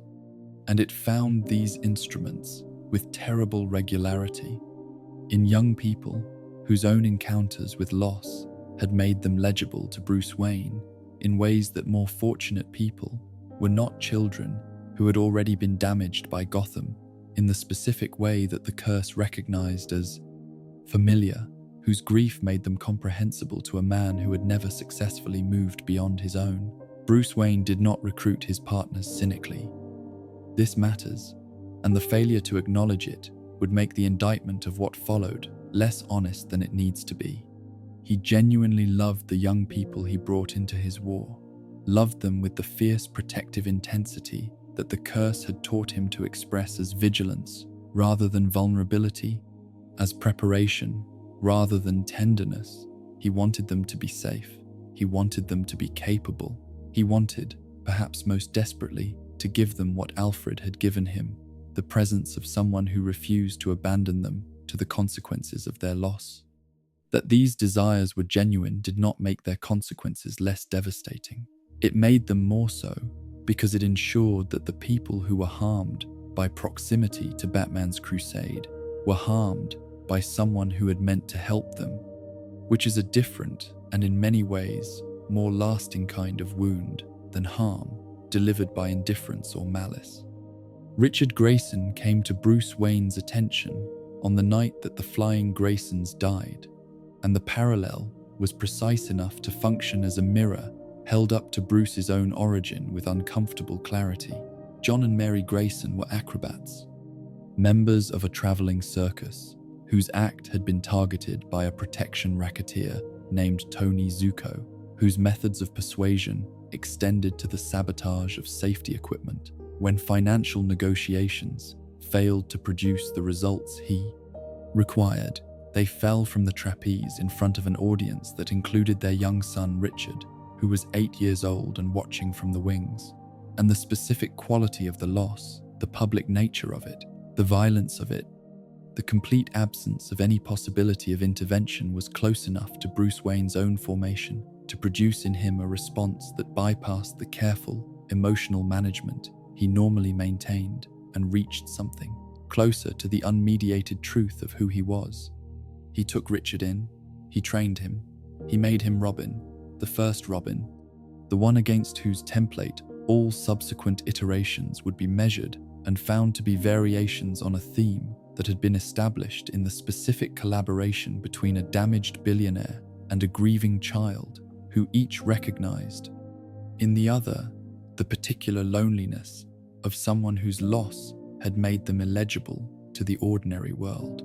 Dick Grayson was genuinely gifted, athletically extraordinary in ways that his circus upbringing had produced and Bruce's training had refined, possessed of an emotional intelligence that Bruce entirely lacked, capable of connecting with people in ways that the cave's isolation had made Bruce constitutionally unable to replicate.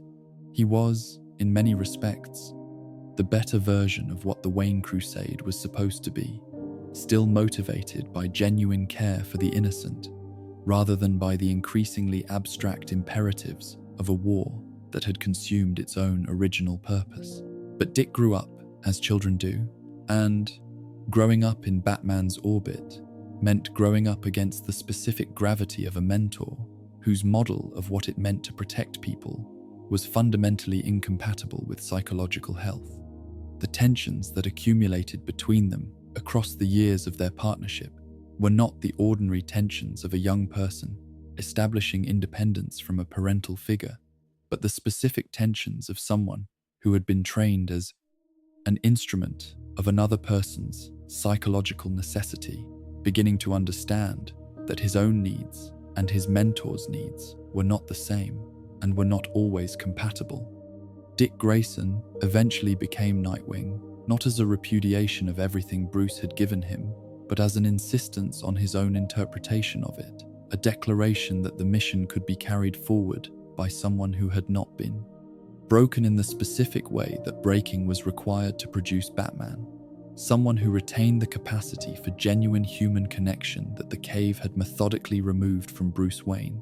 He was the one who escaped the curse in its most complete form. He carried it forward, certainly, shaped by it in ways that would never entirely resolve, choosing a life organized around the same compulsive protection that had defined his mentor. But he escaped the cave. He built relationships. He loved people without the permanent reservation of the part of himself devoted entirely to the war. He was, in the taxonomy of the curse's victims, a survivor in the truest sense, someone who had been near enough to the fire to be permanently changed by it without being entirely consumed. Jason Todd had not been so fortunate, and the distance between Dick Grayson's outcome and Jason Todd's was the distance that the curse traveled when it found someone with less protection against its most extreme operations. Jason came to Bruce Wayne from Gotham's streets, a child whose survival skills had been developed in conditions that made even the Wayne Crusade's training regimen seem almost comfortable. By comparison, a boy who had been shaped by deprivation and unreliability and the Lecrination, specific moral flexibility that genuine poverty sometimes requires in young people who have no access to the legitimate means of meeting basic needs. Bruce had recognized in Jason the same raw capability that Dick had possessed, and something else besides a rage that mirrored his own more precisely than Dick's emotional openness ever had, an orientation toward the darkness that felt familiar in ways that should have constituted a warning, and constituted instead a form of recognition. The training that Jason received was designed to make him an effective instrument of Batman's war, and in the immediate operational sense it succeeded. He was effective, sometimes brilliantly so, occasionally recklessly so, in ways that reflected the rage that had always been the engine of his involvement, rather than the mission's more measured imperatives. He was Robin in a way that was less complementary to Batman, and more continuous with him, darker, angrier, less invested in the careful calibration between effectiveness and restraint that Dick had always managed with an instinctive grace Jason could never quite access. The Joker found him. What followed was not simply a crime, but a comprehensive dismantling, the systematic deconstruction of every belief and attachment and identity that had made Jason Todd Robin, conducted across months of captivity with a thoroughness that reflected the Joker's complete understanding of exactly what he was doing and exactly why it would cause maximum damage to the person whose damage was the operation's actual objective. The Joker was not interested in Jason Todd except as a message to be delivered to Bruce Wayne, a demonstration that Batman's refusal to kill had a body count, that the moral principle Bruce had placed above every other consideration was not a principle at all, but a preference, and that the cost of his preference would be paid by people who had not consented to pay it. Jason died in a warehouse in Ethiopia, killed by the Joker with a crowbar, with the particular thoroughness of someone who wanted to ensure that the message arrived in its most complete possible form. Bruce Wayne had not arrived in time. This fact, its specific, unambiguous, permanent quality, installed itself in the cave's psychological architecture alongside the trophies and the penny and the Joker card. One more wound mounted and lit, one more expression of the curse's reliable conversion of love into loss. But Jason did not stay dead, and the version of him that returned from death was the most complete expression of the Wayne curse's capacity for self-replication that the family's long history had yet produced. The Red Hood, the Arkham Knight, the figure that emerged from the intersection of Jason Todd's grief and the Joker's months of careful reconstruction. This was not Jason Todd with a grudge. It was a new personality assembled from the fragments of the old one, according to specifications provided by the most dedicated student of Batman's psychology that Gotham had ever produced. The Arkham Knight knew Batman completely, knew his methods and his weaknesses and his emotional architecture with the intimacy of someone who had once been the person Batman had trusted most. He had been made into a weapon specifically designed to destroy the man who had loved him and failed him. And the weapon was effective precisely because the love and the failure were both real. Tim Drake had arrived at Batman's door by a different route than either of his predecessors, and the route itself was revealing. He had not been recruited. He had not been discovered in the aftermath of personal tragedy in circumstances that made him legible to Bruce Wayne's particular form of damaged attention. He had deduced Batman's identity through detective work conducted before he was a teenager, through the careful, methodical application of an intelligence that was extraordinary even by the standards of a city that had produced some extraordinary minds. He had come to Bruce Wayne not as a subject for rescue, but as a colleague presenting credentials, and the particular quality of his arrival voluntary, informed, conducted with full awareness of what he was choosing, made his subsequent involvement in the curse something slightly different from his predecessor's entanglement. He had chosen it with his eyes open. Whether this made his damage more or less forgivable on the curse's part was a question the narrator finds genuinely difficult to answer. Tim Drake became Robin, and eventually Red Robin, with the systematic competence that his intelligence produced in everything it was applied to, absorbing the mission's requirements and the cave's methods, with the focused efficiency of someone who had decided what he wanted to do and was doing it as well as it could be done. He was arguably the most purely capable Robin in the technical sense, the one whose combination of intellectual gifts and trained physical ability produced the most reliable operational results. He was also, arguably, the most isolated in the deepest sense, because having chosen the cave with full knowledge of what it was, he could not comfort himself with the thought that he had not known what he was getting into. The damage was damage he had selected, which is a particular kind of damage with a particular kind of weight. Barbara Gordon had been drawn into the orbit of the Wayne curse through her father's proximity to it, through the specific gravitational pull that James Gordon's alliance with Batman exerted on everyone who was close to James Gordon. She had not waited to be invited.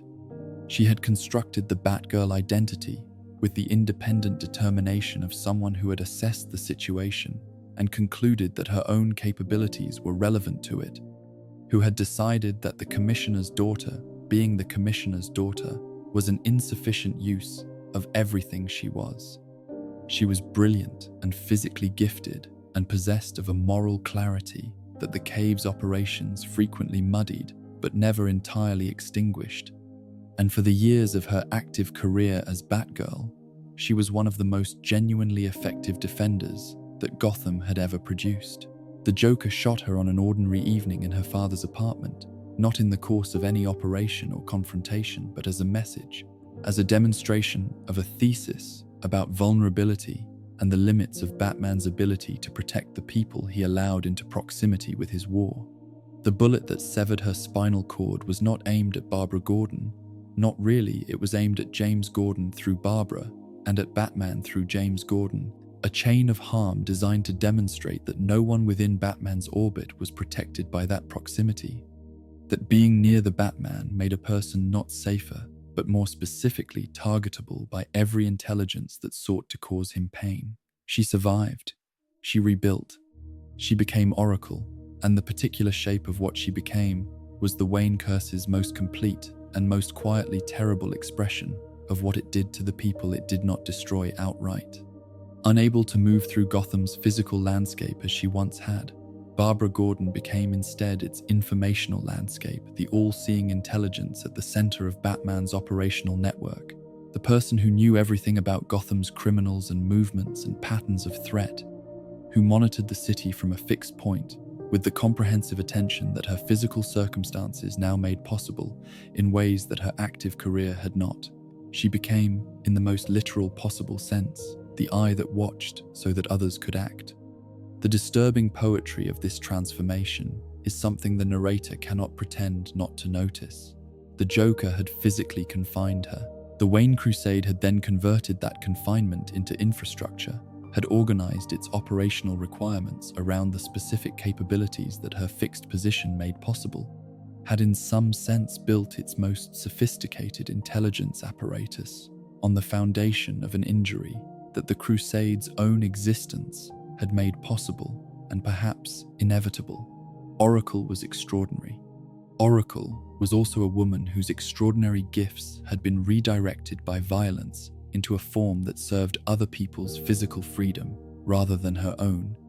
And the question of whether this represented adaptation or a deeper and more permanent kind of imprisonment was one that Barbara Gordon's considerable intelligence had certainly examined, and that no answer available to her circumstances could fully resolve. James Gordon had never asked for any of this. He had been a police officer trying to do an honest job in a fundamentally dishonest institution, a man whose commitment to legitimate law enforcement was genuine and sustained, in the context of Gotham's police department, genuinely remarkable. His alliance with Batman had begun in the reasonable recognition that conventional policing was inadequate to the threats Gotham produced, that the collaboration of a committed vigilante with an exceptional police commissioner could achieve things that neither could achieve alone. This was not wrong as an operational assessment. It simply failed to account for what the alliance would cost him personally. His daughter targeted, his marriage eroded by the stresses of a career defined by impossible choices, his professional ethics systematically compromised by the accumulating weight of decisions made in the shadow of an alliance with someone who operated outside every law Gordon had sworn to uphold. James Gordon paid the bill that Batman's war ran up in the lives of those nearest to him with the quiet, sustained endurance of a man who had decided early that the work mattered more than the cost and had never been given a moment peaceful enough to reconsider that decision. He had been, across the decades of their partnership, perhaps the most genuinely heroic figure in the entire landscape of Gotham's long conflict. Not heroic in the extraordinary sense that Batman's capabilities made possible, but heroic in the ordinary, grinding, daily sense that required simply continuing to be honest and committed in a city that punished both. The Wayne curse had taken from him not his life, but something in some ways harder to lose: his certainty, his clarity, the clean relationship between his values and his actions that had been the foundation of his professional identity. He had compromised and compromised again, and each compromise had seemed necessary in the moment and had felt like a small betrayal of himself in the afterward. And the accumulation of those small betrayals across a career was its own kind of loss, quieter than Jason Todd's death or Barbara's injury, but no less real in its permanent alteration of the person it had touched. They were all of them, in their different ways and at their different costs, children of the Wayne family, cursed not by blood, but by proximity, not by inheritance, but by the particular gravity that grief, given infinite resources and absolute commitment, exerted on everyone who came near enough to feel its pull. They had given what they had to give, and the curse had taken it, and Gotham had continued, and the war had continued. And the cave beneath Wayne Manor had continued to wait in the darkness for the night's next dispatch into a city that had been consuming its guardians for longer than any of them had been alive. There is a question about the Joker that Gotham never answered, because Gotham was never willing to ask it directly, never willing to follow the logic of its own evidence to the conclusion that the evidence most consistently supported. The question was not what the Joker was, or why he did what he did, or how he should be classified within the taxonomies of criminal psychology that Arkham's researchers had spent decades developing and revising and developing again. The question was simpler and more devastating than any of those, and it was this: what does it mean that Batman and the Joker were made by the same city, in the same way, from the same essential materials, and became what they became in direct response to each other, each one's existence not merely tolerating the others, but requiring it sustaining it, making it possible in ways that neither could acknowledge without dismantling the justifications upon which their entire existence depended. The man who became the Joker had been, before the chemicals found him, unremarkable in precisely the way that made his transformation most instructive. He was not a man with an extraordinary criminal history, or an exceptional capacity for violence, or a philosophical framework that predisposed him toward the particular revelation that the chemical vat would provide. He was a man in a bad situation, motivated by the most comprehensible of human needs, the need to provide for people he loved in circumstances that the city's legitimate economic structures had made that provision nearly impossible. He had tried comedy because he had some facility with it, and because the dream of making a living through something that brought other people pleasure was a dream that the city's grinding pressures had not yet entirely extinguished in him. He had failed at comedy in the gradual, dispiriting way that most people fail at the things they are almost good enough at, accumulating rejections that were not quite definitive enough to force a clear decision about whether to continue. He had a pregnant wife, he had debts, he had the specific desperation of someone who can see exactly what they need and cannot find any legitimate path to it. He agreed to participate in a criminal operation that required him to wear a red hood and serve as a distraction, a role chosen for him by people who needed someone expendable and recognized in his desperation the particular compliance that expendability produced. The operation went wrong in the way that desperate plans executed by desperate people frequently go wrong, not through any single catastrophic failure, but through the accumulation of small miscalculations that combined into a disaster no individual element had been sufficient to predict. He found himself at Ace Chemicals, surrounded by Batman's pursuit and his own terror, with no path available that did not lead through the vat of industrial chemicals that waited below the catwalk, like a conclusion that the evening had been building toward since before he had agreed to any of it.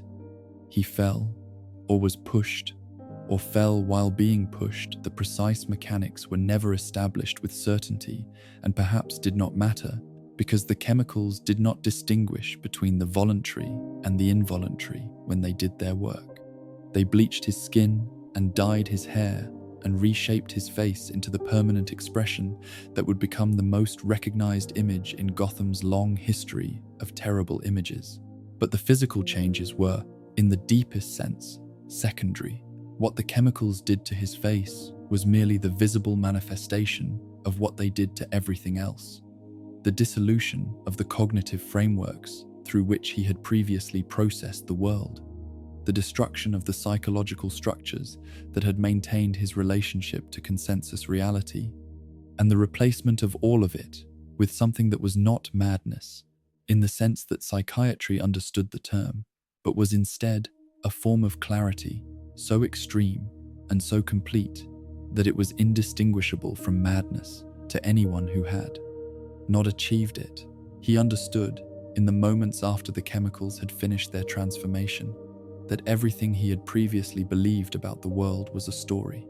Not a lie, exactly, not a deliberate deception, but a story, a collectively agreed upon narrative that human beings told themselves and each other in order to make the fundamental terror of existence bearable. Justice was a story, morality was a story. The distinction between acceptable and unacceptable behavior was a story maintained not by any objective feature of reality, but by the shared agreement of people who found the alternative too frightening to contemplate. One bad day, he would later tell anyone willing to listen, was all it took. One sufficiently catastrophic convergence of bad circumstances, and the story dissolved, and what was underneath it was visible, and what was underneath it was this: that the universe operated according to no comprehensible logic. That the difference between the fortunate and the unfortunate was random rather than deserved. That the elaborate social architecture human beings had constructed to pretend otherwise was the most darkly funny joke that consciousness had ever played on itself. He laughed. He has not, in any meaningful sense, stopped laughing since. The philosophy that emerged from this transformation was not merely destructive, and the failure to take its intellectual content seriously was the recurring error that every psychiatrist, every law enforcement official, and every subsequent iteration of Batman made in their attempts to understand or contain him. His worldview was coherent. It was internally consistent. It addressed genuine features of human experience that more comfortable philosophies preferred to minimize or ignore.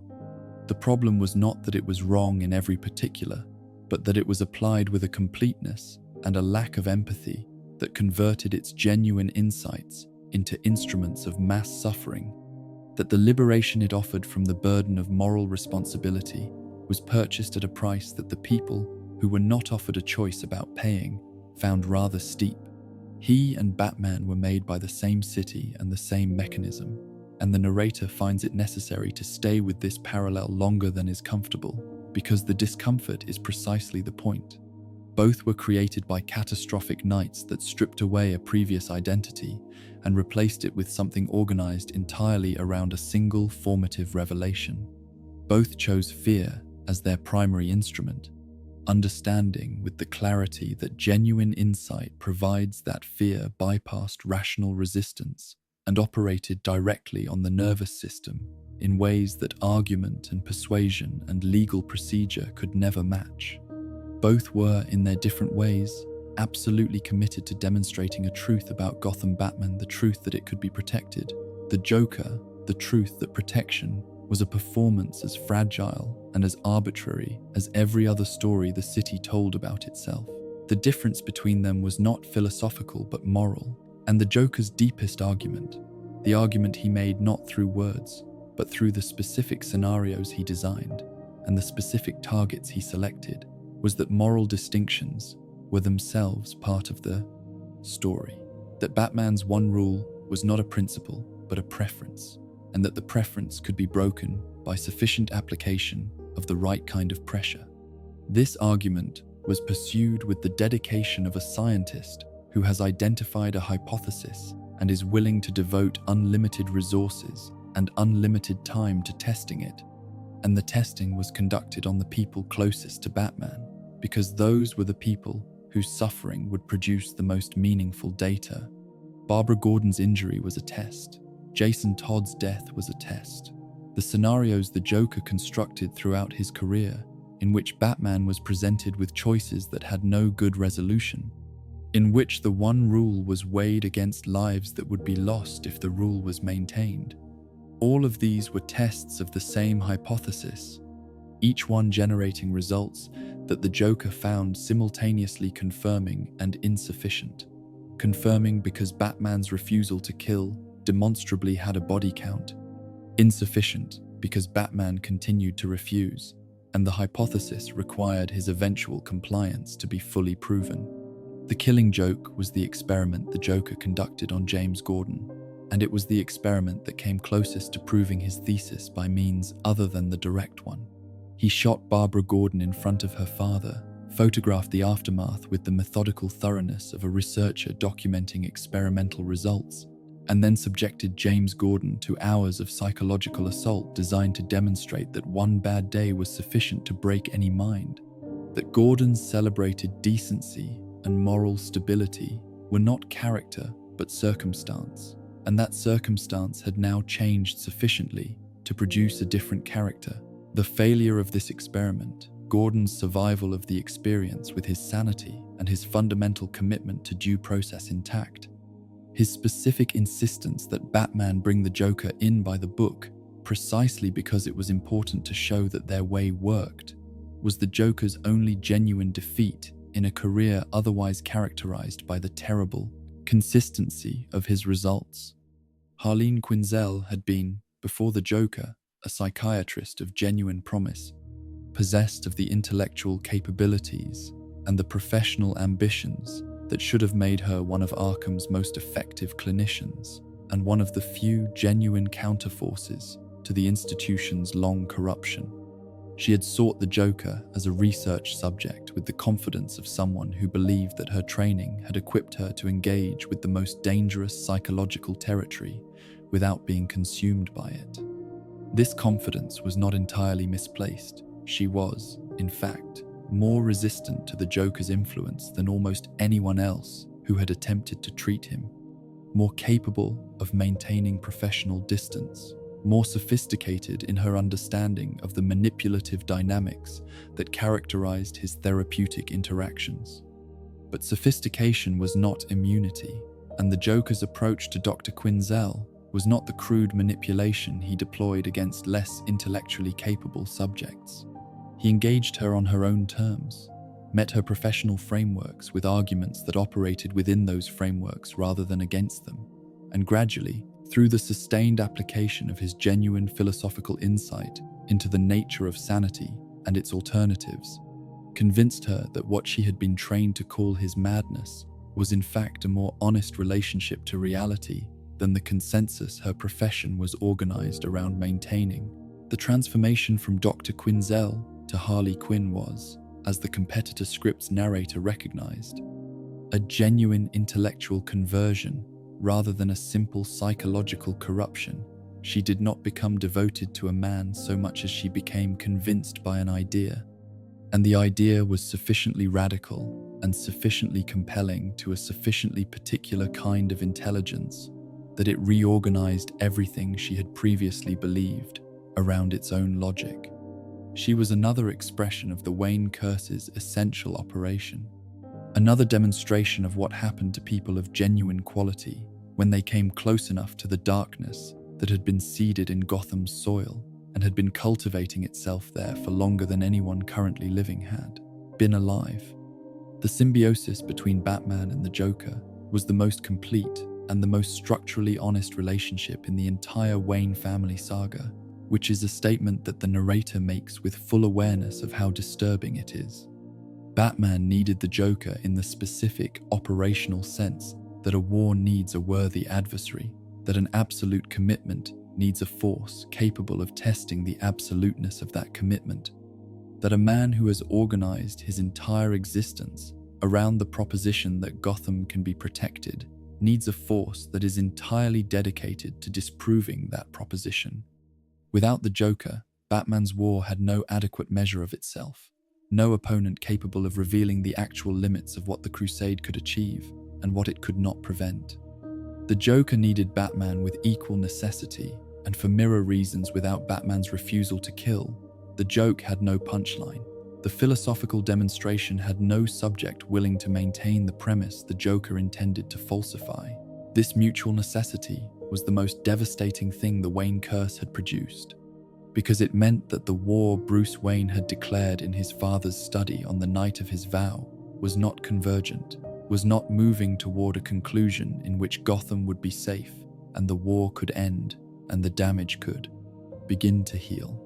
It was self-sustaining, each iteration of the conflict producing the conditions for the next iteration, the cure and the disease locked in a relationship so thoroughly symbiotic that eliminating one would require eliminating both. Batman understood this. Somewhere beneath the layers of mission and methodology and absolute commitment, understood it in the way that the most honest part of any person understands the things that the rest of the person requires them not to examine too directly. The Joker was not a problem to be solved. He was the mirror that the Wayne Curse had generated to show Bruce Wayne what he actually was, not the hero the story required, but the wound the story had grown from, not the answer to Gotham's darkness, but its most refined and most self-aware expression. The joke, as the Joker had always insisted, was on everyone, but most completely, most precisely, most perfectly, it was on the last heir of the Wayne family, standing in the rain over Gotham, refusing to pull the trigger, sustaining with that refusal, the very adversary whose existence proved that the refusal had a cost that someone else was always paying. The Wayne Curse had always been a personal thing before it became an institutional one. This is the transformation that is easiest to miss when examining the long history of what the family's grief produced, because the personal expressions of the curse were so vivid and so particular. The boy in the alley, the vow in the study, the cave beneath the manor, the children consumed by the war, that the larger pattern they were assembling remained partially obscured by their individual intensity. But the curse did not stay personal. It never stays personal. When the person carrying it possesses sufficient resources and sufficient obsession to convert their private wound into public architecture. The Wayne family had always built things: clinics, foundations, charitable institutions, the infrastructure of a civic vision that translated private wealth into public consequence. Bruce Wayne built things too, and what he built bore the same relationship to what his parents had built that Batman bore to Thomas Wayne's gentle, deliberate philanthropy, recognizable in its impulse, transformed beyond recognition in its expression, organized around the same city and the same love and a grief that had never been allowed to do anything except grow. Hugo Strange arrived in the Wayne family's story from the institutional interior of Gotham's psychiatric establishment, from within the same corrupted therapeutic landscape that the Arkham name had come to represent, carrying with him the specific combination of genuine intellectual capability and complete moral vacancy that made him both useful to the powerful and dangerous to everyone within his operational reach. He had been, in the early stages of his career, a psychiatrist of real distinction, someone whose understanding of the mechanisms of human psychology went beyond the theoretical into the genuinely clinical, who could read the structure of a damaged mind with the precision of an engineer examining a compromised foundation, identifying the specific points of weakness that made certain minds exploitable in certain ways. This capability was valuable when applied to the therapeutic mission it was nominally in service of. It was another thing entirely when Strange made the transition, gradual and then sudden in the way such transitions always are, from treating human psychological vulnerability to weaponizing it. His obsession with Batman began as professional curiosity and became something that consumed every other priority in his increasingly disordered constellation of motivations. He had studied Batman's public record, the cases, the methods, the philosophical consistency of an operational approach that had no precedent in the existing literature, and had recognized in it the unmistakable signature of extreme personal trauma organized into systematic purpose. Where other analysts saw a vigilante, Strange saw a case study, and where other case studies produced clinical conclusions, this one produced in Strange the specific hunger of someone who understood that knowledge of this particular subject represented a form of power unlike anything his institutional position had previously made available to him. He discovered that Batman was Bruce Wayne through the same methodical application of psychological pattern recognition that had made him an effective clinician, working backward from the behavioral evidence of Batman's operations to the personal history that could have produced them, cross-referencing that history against Gotham's accessible records of catastrophic childhood loss among the wealthy, until the answer assembled itself with the quiet inevitability of a conclusion that had always been waiting for. Someone with sufficient intelligence and sufficient motivation to find it. The knowledge sat in him like a stone of enormous weight, and Strange being Strange, he did not keep it to himself so much as he held it in reserve, maintaining it as the foundation for a plan whose scale reflected the particular quality of his ambition, which was not the modest ambition of a man who wanted money or recognition, but the totalizing ambition of someone who wanted to prove, in the most comprehensive possible way, that he understood human systems better than the human beings operating within them. Arkham City was that proof. The transformation of a substantial portion of Gotham's deteriorating urban core into an open-air prison was presented to the city's political leadership through the vocabulary of progressive criminal justice, a new approach to the containment and rehabilitation of the criminal population, an innovative solution to the overcrowding and institutional failures that had characterized Arkham Asylum's history, a forward-thinking response to a genuine public safety crisis that conventional approaches had consistently failed to address. Sharp's political ambitions provided the administrative vehicle. Strange's intellectual vision provided the architecture. and the city's mixture of genuine fear and genuine exhaustion provided the public consent that made the project politically viable, because Gotham's population had been frightened for long enough that the promise of a solution, any solution, carried more weight than careful examination of what the solution actually was. What Arkham City actually was, stripped of its administrative vocabulary and its public relations framing, was a laboratory. Not in the metaphorical sense in which all social institutions are laboratories for the conditions they create and the behaviors they produce, but in the specific, operational sense of a controlled environment designed to generate data about human behavior under extreme conditions, managed by a researcher who had subordinated every other institutional objective to the requirements of his experimental agenda. The confined population was not a problem to be rehabilitated, but a subject pool to be studied, and the elaborate social ecosystem that developed within Arkham City's walls, the territorial divisions, the faction hierarchies, the underground economies that emerged with the speed and the sophistication that human communities always demonstrate when formal structures collapse, was not an unintended consequence of the project's design, but one of its primary intended outputs. The internal sociology of Arkham City was, in its way, a compressed and accelerated version of Gotham itself, which was perhaps the most honest thing about it. The criminal factions that claimed territory within the walls reproduced, at smaller scale and higher intensity, the same patterns of organization that governed the city outside, the same calculations of resource control, the same dynamics of loyalty and betrayal, the same hierarchies that emerged when physical force and the credible threat of its application became the primary currency of social order.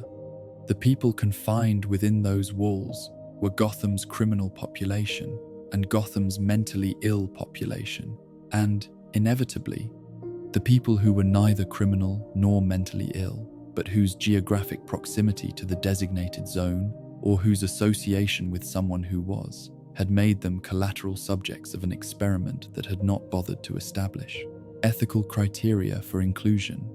They organized themselves because human beings always organize themselves, because the drive towards social structure is more fundamental than the circumstances that surround it. And watching them do so provided Strange with the data his research required, while providing nothing at all that resembled the rehabilitation the project had promised.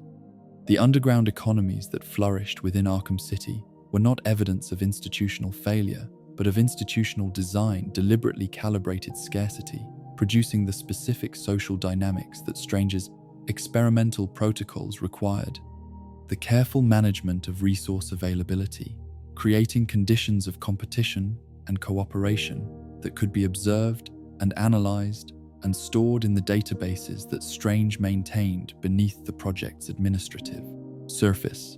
Ra's al Ghul had been watching all of this with the patience of someone who had seen institutional experiments conducted on captive populations across more centuries than Strange had been alive, and whose assessment of Gotham's situation had long since reached conclusions that made Strange's research agenda look timid by comparison.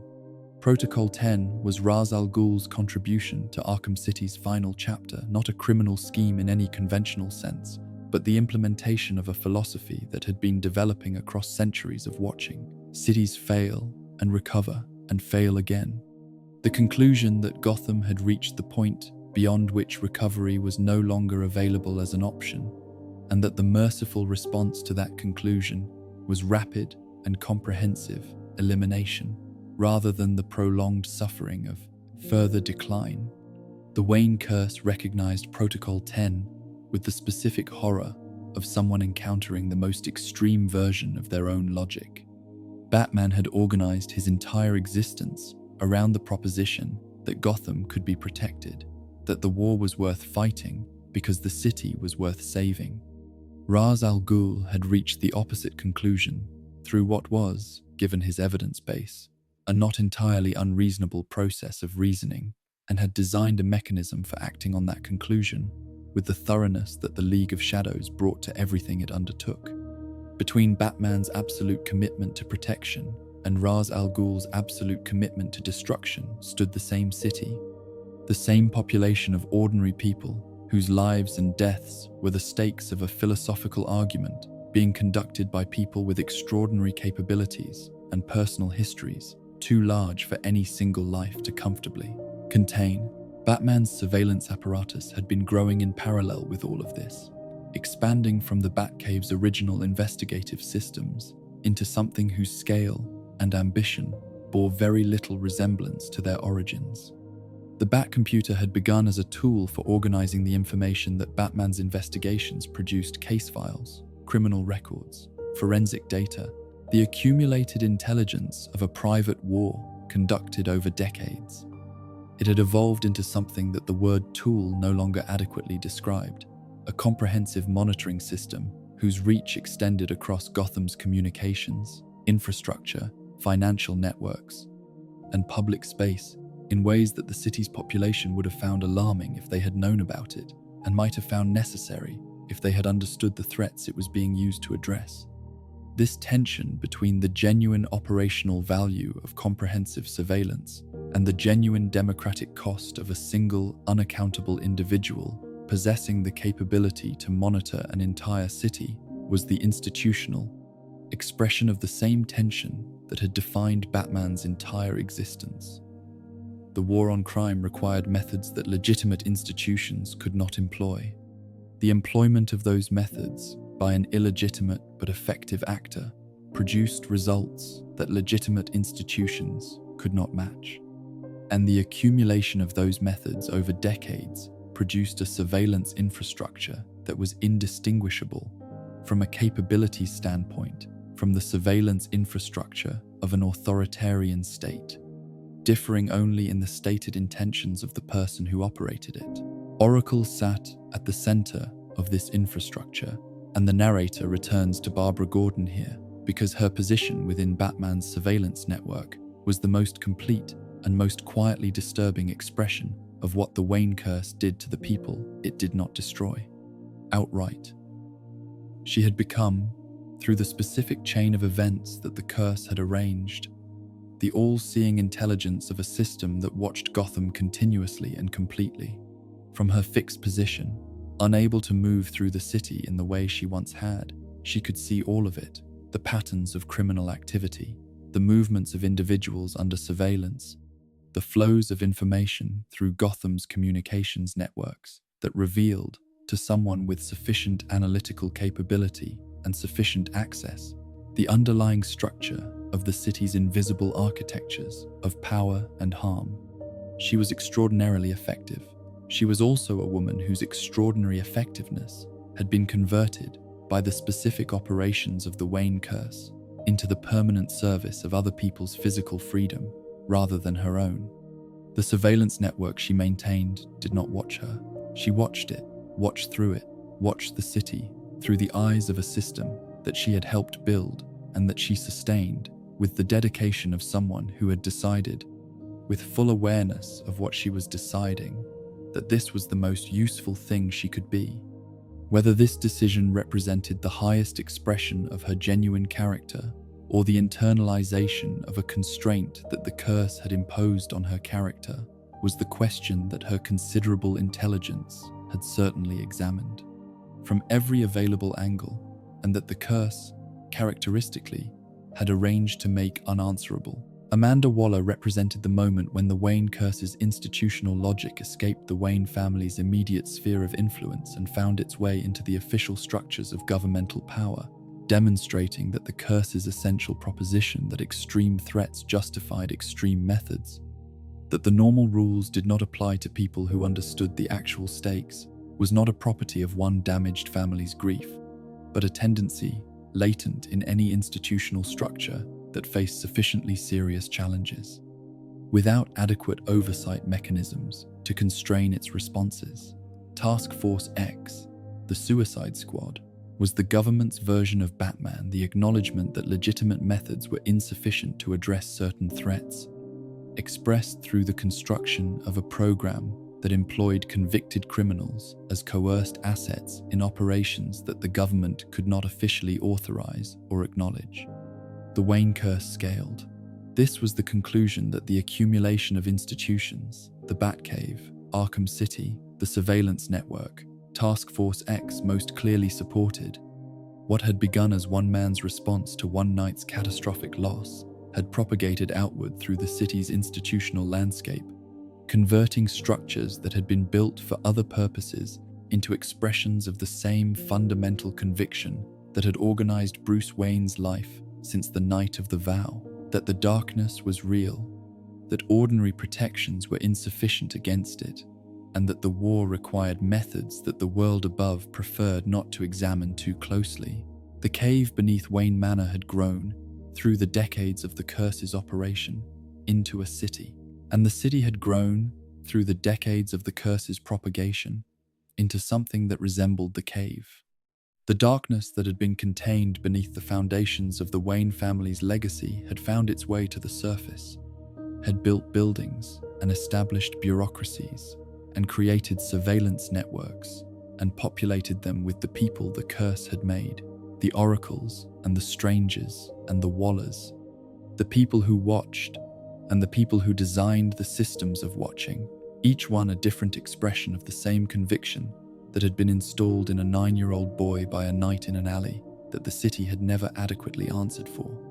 There comes a point in every long war when the war and the warrior become indistinguishable from each other, not the point at which the warrior becomes committed to the war, or the point at which the war becomes the warrior's primary concern, or even the point at which the warrior has sacrificed enough in service of the war that the relationship between them has become the defining fact of the warrior's existence.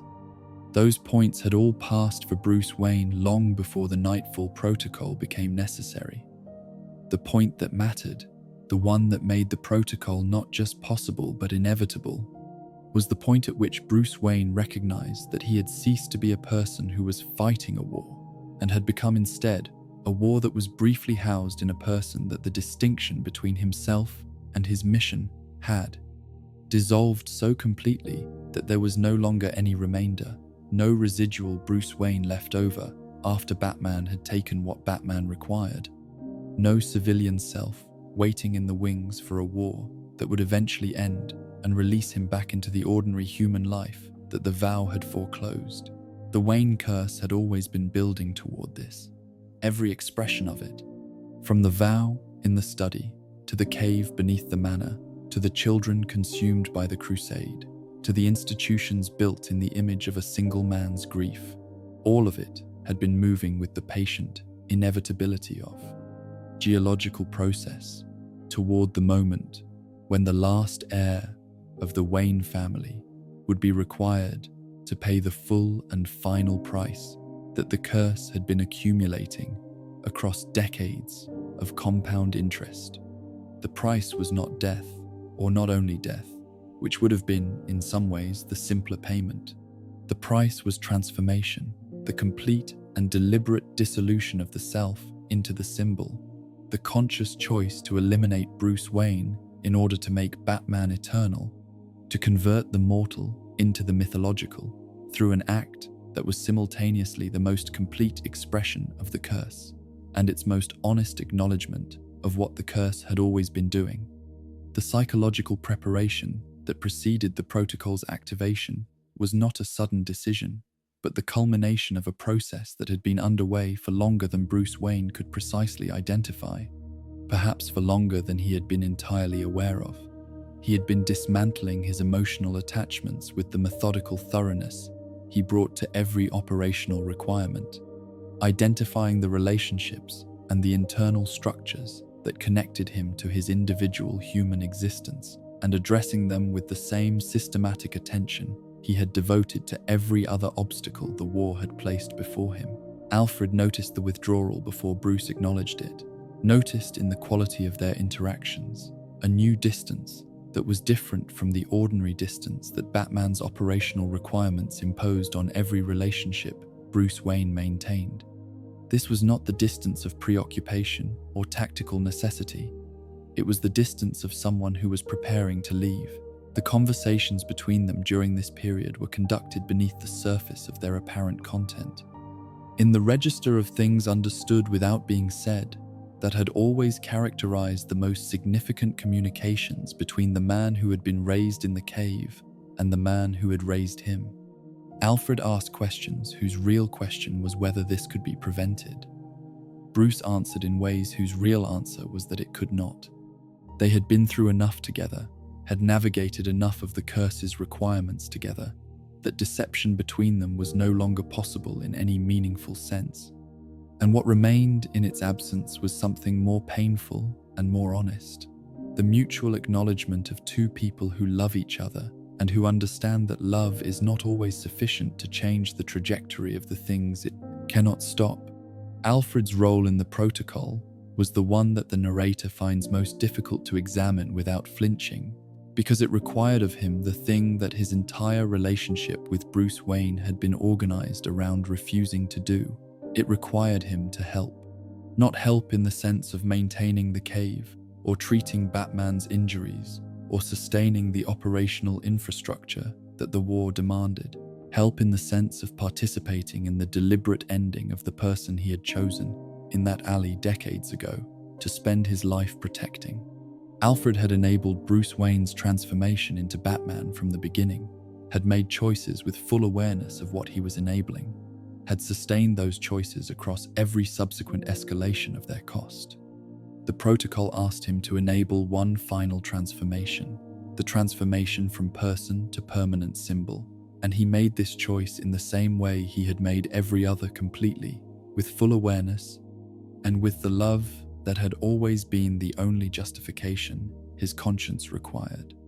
The public revelation of Bruce Wayne's identity as Batman had created the conditions that made the protocol necessary by making the separation between the mask and the man impossible to maintain.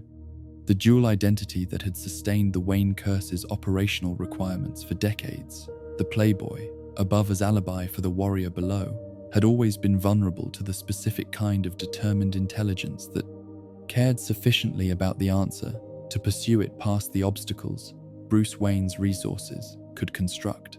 When that vulnerability was finally exploited, when the connection between Bruce Wayne and Batman became public knowledge rather than private suspicion, the operational framework that had supported the war collapsed with the speed of structures that have been load-bearing for too long and have finally encountered the force they were not designed to resist. Batman could not continue as Batman once Bruce Wayne was known to be Batman. The enemies who had been contained by the mystery of the Batman identity, who had been held in check by the specific terror of an adversary whose nature and capabilities could not be fully mapped, would find their fear substantially reduced by the humanizing knowledge that the creature they had feared was a man with a known address and a known history and known vulnerabilities that his known history made legible. The tactical disadvantage was total and irreversible. The only available responses were fundamental transformation of the methodology or the complete sacrifice of the man to preserve the myth. Bruce Wayne chose the sacrifice with the deliberateness of someone who had been preparing for it, had understood for some time that it was coming, and had arranged everything that needed to be arranged so that the sacrifice would accomplish everything it needed to accomplish and cost only what it was intended to cost. The systems that would continue operating in his absence had been constructed and maintained and tested across the years of preparation that had preceded the protocol's activation, the financial structures that would sustain the compass, Wayne Foundation's charitable operations, the intelligence networks that Oracle and subsequent allies would inherit and maintain, the training and operational frameworks that his protégés had absorbed and would continue applying to the city's protection in their own ways and according to their own interpretations of the mission's requirements. The cave received its last full inventory with the meticulous attention that Alfred had always brought to its maintenance. Each component examined and documented, and either secured for future use or prepared for the destruction that the protocol required. The trophies that had lined the cave's walls, the penny, the dinosaur, the Joker card in its case, were addressed last. And the narrator does not know precisely how Bruce Wayne felt in those final hours, about the collection of mounted wounds he had accumulated across decades of a war that had cost him more than he had known he possessed. When he declared, perhaps he felt nothing, the emotional numbness that extreme purpose sometimes provides as a final mercy. Perhaps he felt everything, the accumulated weight of every loss the trophies represented, arriving simultaneously in the hours when there was no longer any operational necessity to defer such feelings. The cave did not record this. Alfred did not speak of it afterward. The explosion that destroyed Wayne Manor announced itself to Gotham with the force of something the city had not been prepared for, which was remarkable given how thoroughly Gotham had been prepared for almost everything else the Wayne family curse had produced across its long operation. The manor that had stood on the ridge above the city for generations, that had been visible from the neighborhoods below as a symbol of the particular relationship between the Wayne family and their city, the watching, the presence, the implication of responsibility that the manor's elevated position had always carried, was gone in the duration of an event that the city's emergency services would spend weeks attempting to fully document, and that its citizens would spend much longer attempting to fully absorb.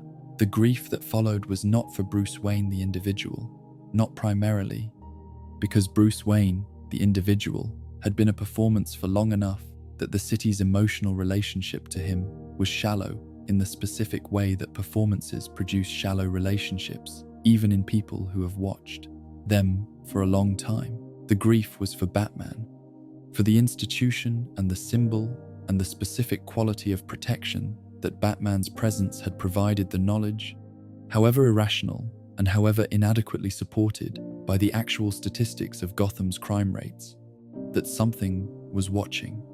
Something was out there in the darkness that exceeded the darkness it inhabited, something that stood between the city and the worst of what the city was capable of producing. The investigation into the explosion proceeded with the thoroughness that events of this magnitude required, and arrived at the conclusions that Bruce Wayne's preparation had designed it to arrive at, conclusions that supported the official narrative of Batman's death while concealing every piece of evidence that might have disrupted that narrative. The forensic evidence discovered at the site had been specifically prepared to convince investigators whose capabilities Bruce Wayne knew precisely, having spent decades studying the methods of investigation from both sides of their application. The narrative held. It held in the way that very carefully constructed narratives hold when the person who constructed them has devoted sufficient intelligence and sufficient preparation to ensuring their structural integrity. The question of whether Bruce Wayne survived the protocol's activation was one that Gotham would debate in the register that cities use to debate questions about their most significant losses through rumor and speculation, and the occasional piece of evidence that seemed suggestive without being conclusive through the strange sightings that people reported in the years afterward, through the persistence of Batman's methods and Batman's effects in the city, even after the man who had developed those methods had apparently ceased to exist. The narrator, consistent with the approach that Bruce Wayne's own philosophy would have endorsed, declines to resolve this ambiguity. The uncertainty is itself the final expression of the methodology. Fear is most effective when its source cannot be definitively located, when the darkness might contain something or might contain nothing, and only those who have already decided to do harm will discover which. What could be said with certainty was what remained. The Wayne Foundation continued its operations, the clinics, the scholarships, the community development programs that Thomas and Martha Wayne had established, and that Bruce had continued funding with the same genuine commitment that had motivated the original endowment. The philanthropic legacy sustained through every subsequent chapter of the curse's operation. The cave beneath where the manor had stood remained, its contents distributed and secured as the protocol's preparations had required, waiting in the darkness for the successors who would find what they needed there when they needed to find it. The allies and the protégés who had been shaped by decades of proximity to the curse carried forward their own interpretations of its mission, each one a different translation of the same fundamental text into a different voice and a different method and a different relationship to the city they had all been shaped by. and Gotham continued, as Gotham always had its corruption and its grace, its failure and its fragile periodic recoveries, its endless capacity to consume its guardians and produce from the same social and economic conditions that produced the people who tried to protect it, the forces that those protectors spent their lives trying to contain. The city did not heal.